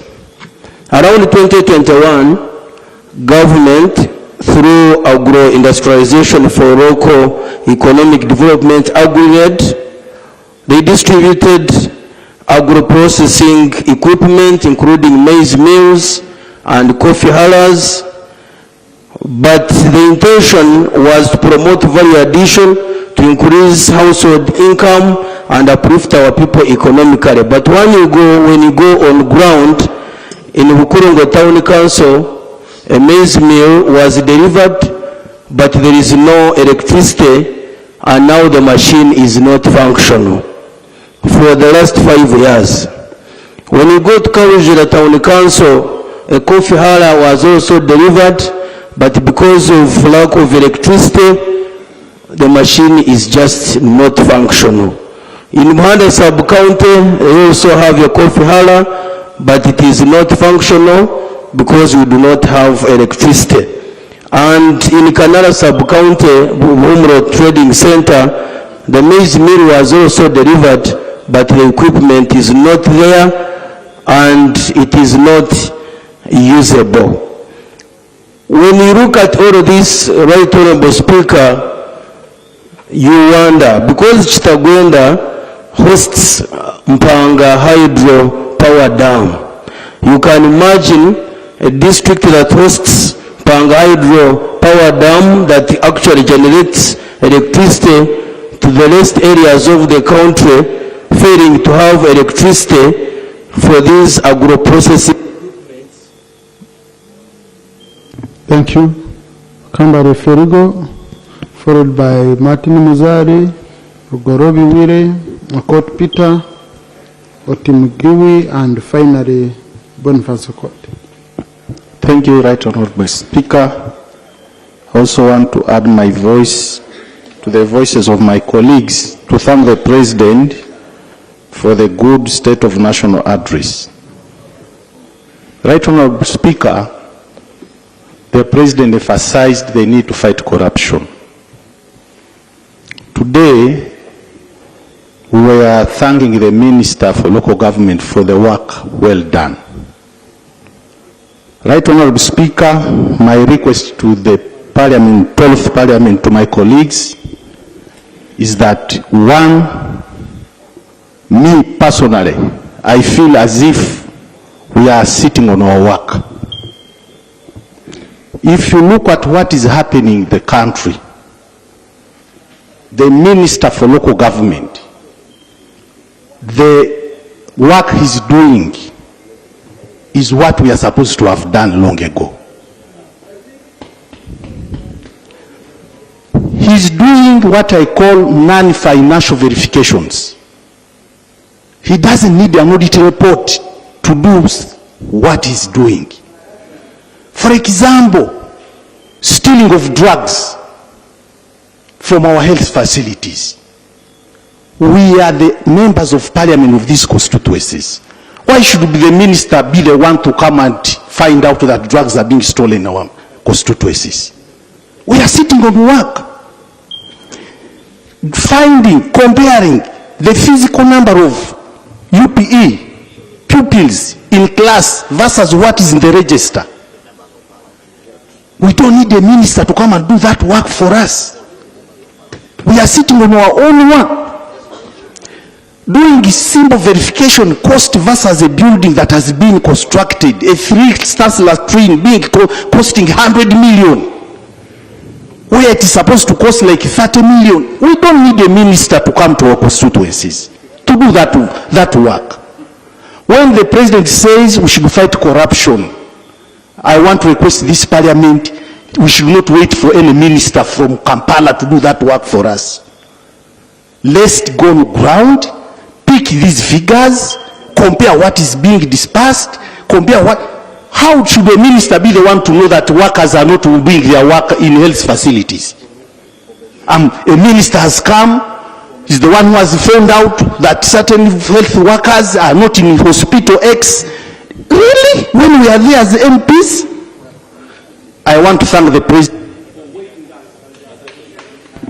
Thank you. Honorable Martin Muzari, then Honorable Gorobi Wire. Thank you, Right Honorable Speaker. Right Honorable Speaker, I rise to add my voice to the many colleagues who are actually thanked the President for the State of National Address, and also for thanking him for presiding over the affairs of this country. Right Honorable Speaker, I'll also add my voice to the colleagues who have already actually pointed out some of these issues.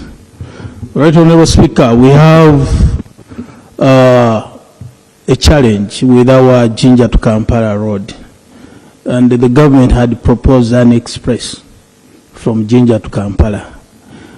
I don't know which parameters that the government could be using to prioritize roads, but I think the Jinja Kampala express would be one of those priorities, because when we look at value addition, the Jinja Kampala Express would, I think, be number one in this country. Secondly, Right Honorable Speaker, the issue of Busoga University has been on this floor for a very long time, Right Honorable Speaker. My colleague talked about it, but the Minister for Education was not here.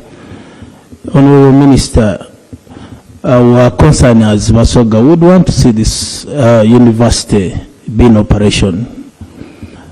Right Honorable Speaker, I want to thank the President for the initiative, especially in trying to boost the science or the innovation industry. But of course, there is a challenge I think I can see. But I just want to put this out.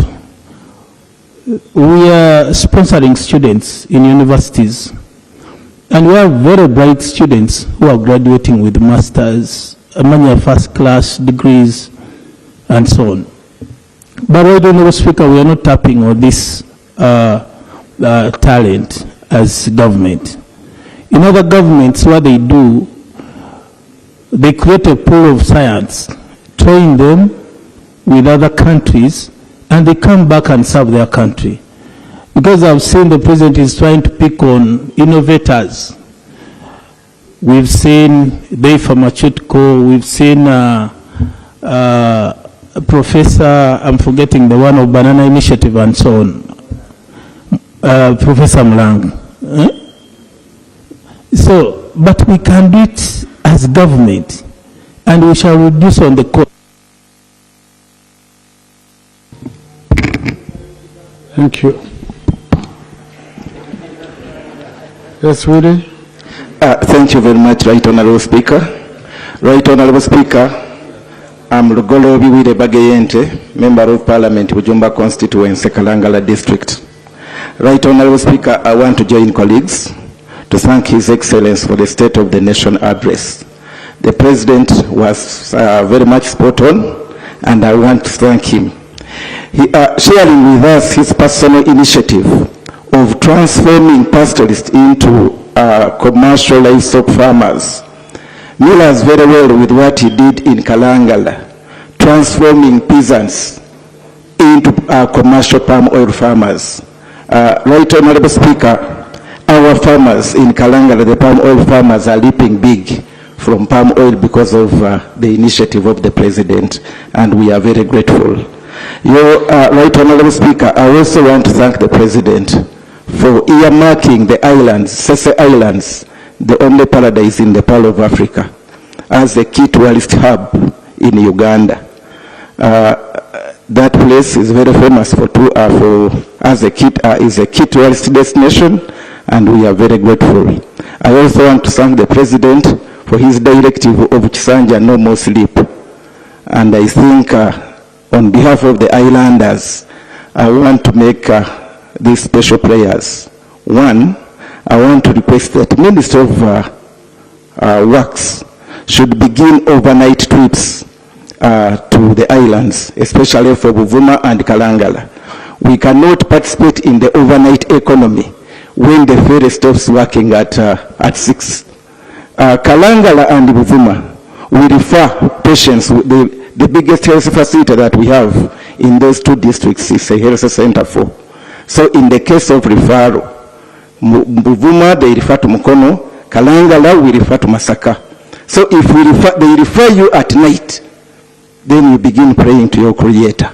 So we are appealing that before we get a district hospital status, they consider the ferries working at night.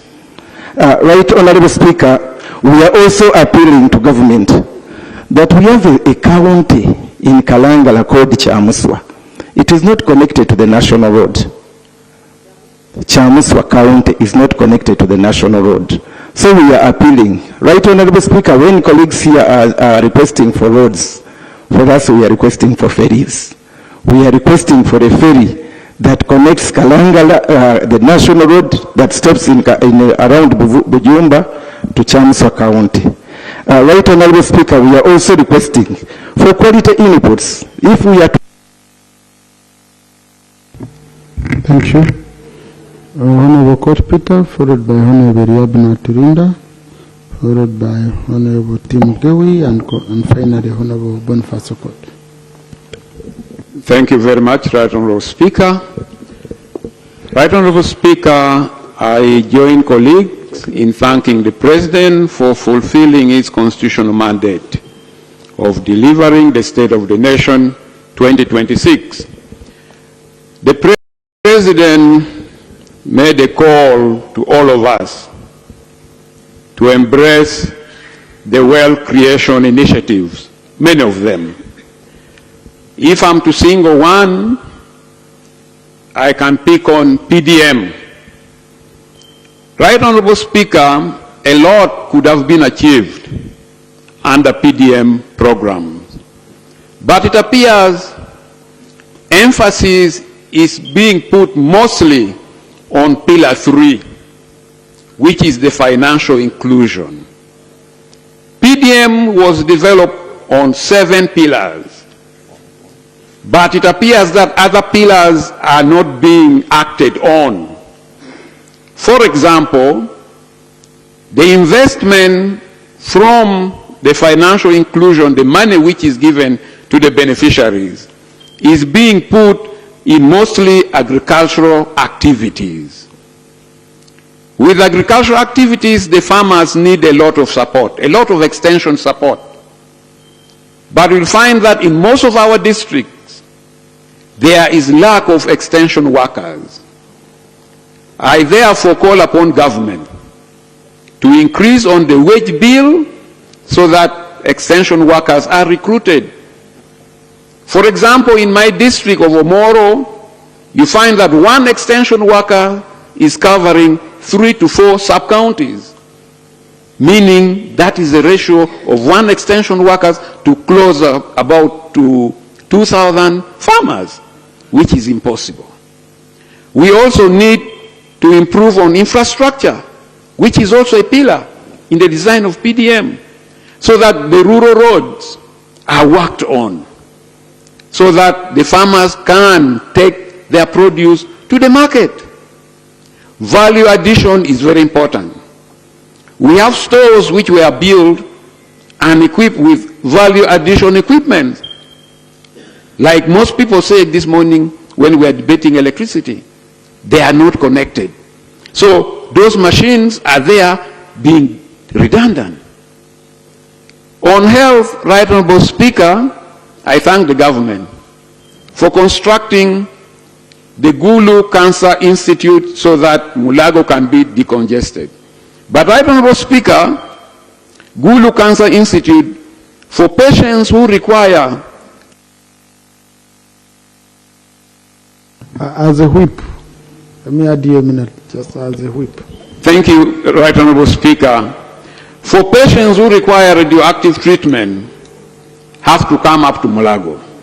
So something needs to be done if we truly mean to decongest Mulago for cancer treatment. Infrastructure in terms of roads, yes, but of late we have also witnessed a number of accidents.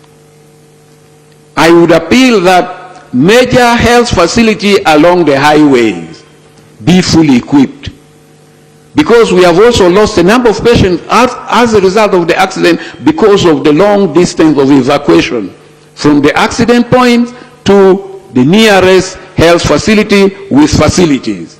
So I would urge that, for example, the highway to Gulu, let us look at Kiriandongo. Let Kiriandongo be well equipped. Let us look at a small health center like Bobi to also be upgraded to Health Center 4, which can serve to support in terms of emergencies. I thank you, Right Honorable Speaker. Thank you. Honorable Eriab Naturinda, followed by Honorable Timugi, then finally Honorable Kotpun.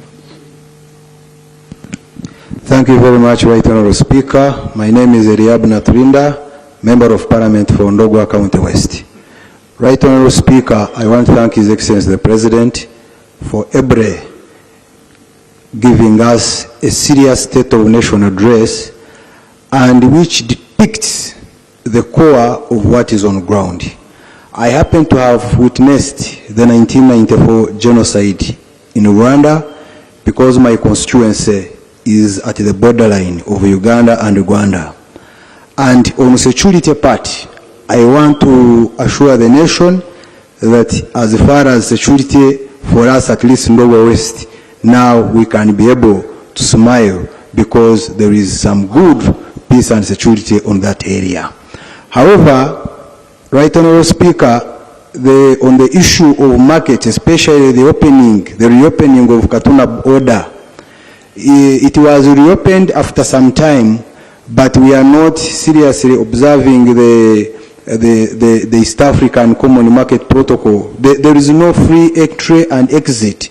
Ugandans cannot freely trade with our brothers and sisters from across, and you cannot promote international border like that and even market when actually there is no free access of goods and services at the border. So I want to request that the government of Uganda can actually continue those discussions at the border so that our citizens can actually enjoy. My other issue in my constituency, I want to request the government through the Right Honorable Prime Minister that you find that electricity is exported to Rwanda. You find that the other side across there is electricity, but in Uganda, just like 1 meter from across, you cannot even tamper to connect electricity from the Rwandan side to the Ugandan side. It is actually very disturbing. So I want to appeal to the government so that it can actually see a way of connecting houses that are on the borderline. We don't need to incur another cost to connect our Ugandan houses. My other appreciation is on the issue of education. I can see the Honorable Minister of Education is here. I want to ably thank you because in areas like Brahma, at least our brothers and sisters at Lake Bunyenyi Senior Secondary School now they can be able to smile because at least government has been able to construct for them. But I also want to appeal to you that in Brahma Senior Secondary School, for the last 10 years, they don't have a deputy head teacher. They have been having only a substantive deputy head teacher.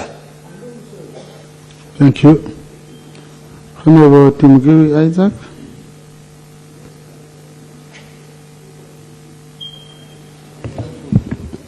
Thank you, Right Honorable Speaker. Right Honorable Speaker, I do not mind at all taking a few seconds within the 3 minutes to take this opportunity to thank you for your patience.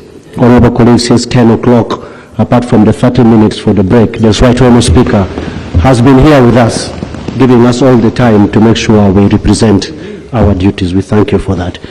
Right Honorable Speaker, I stand here to support the motion in the House to thank His Excellency for the speech he made.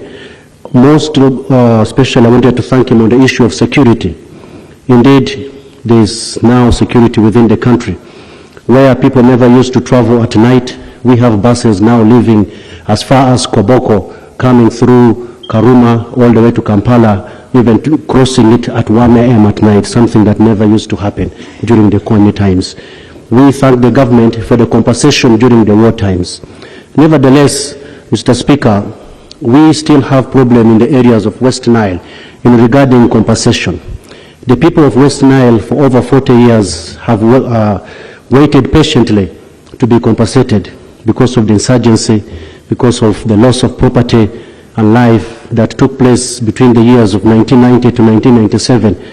A number of people remember vividly how our newspapers were awash those days, people losing their lives, buses being burnt. Those who could survive the hijack and ambush of the buses had to run through the national park. If you survived being shot like an animal, then pray that a wild animal doesn't get you through the national park.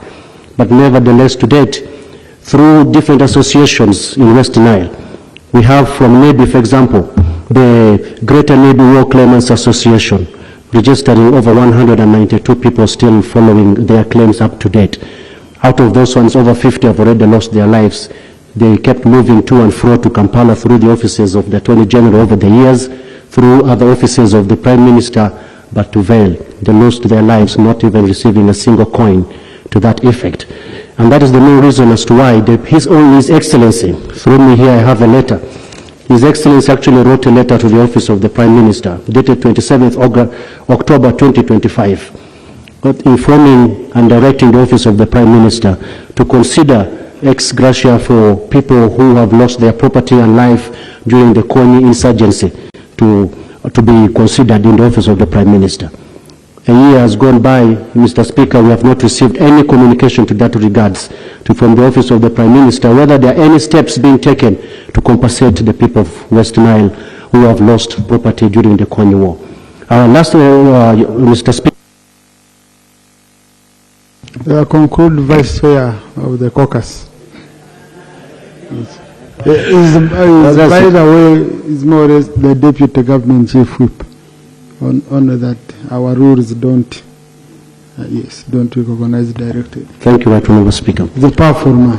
Thank you very much. Yes, position privileges, colleagues. Thank you.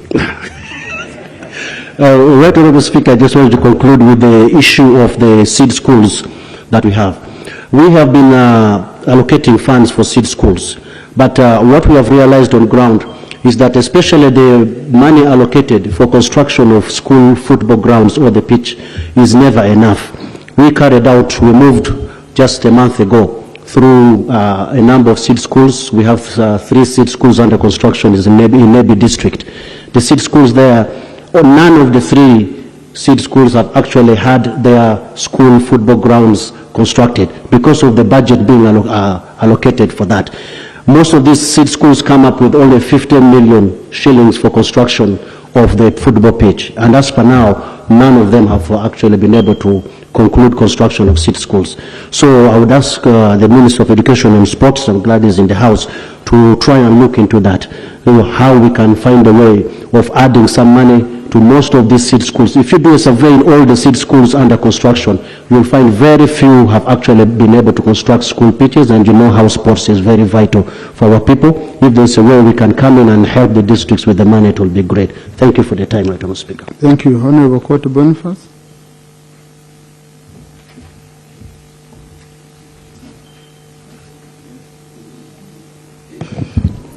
Thank you, Right Honorable Speaker.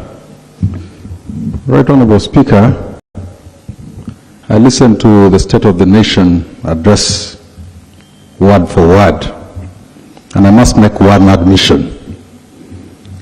I'm exceedingly proud and glad to call President Museveni my president and my party leader.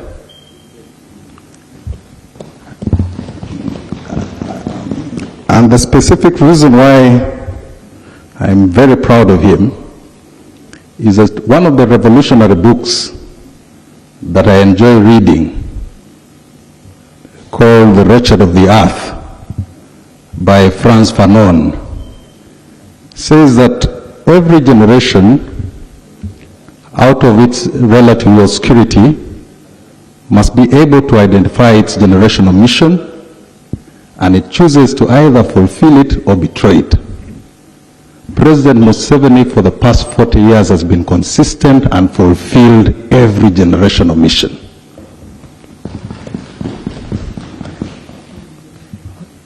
Right Honorable Speaker, when you look at the policy directions and initiations of President Museveni, you will notice that he's taking us many steps in the right direction.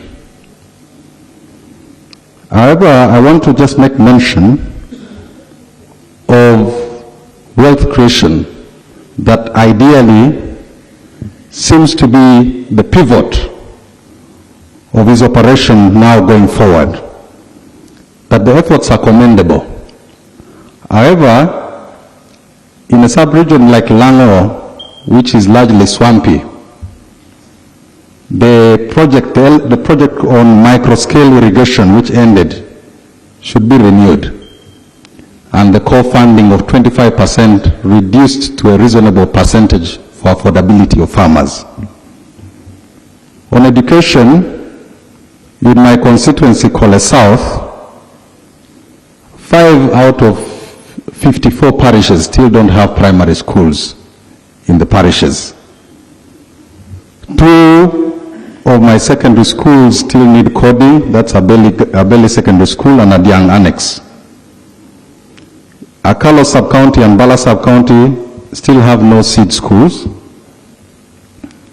And also we don't have a technical school for vocational training as a district. On roads and infrastructure, we're also appealing for a commencement of the construction of the 55-kilometer corner year.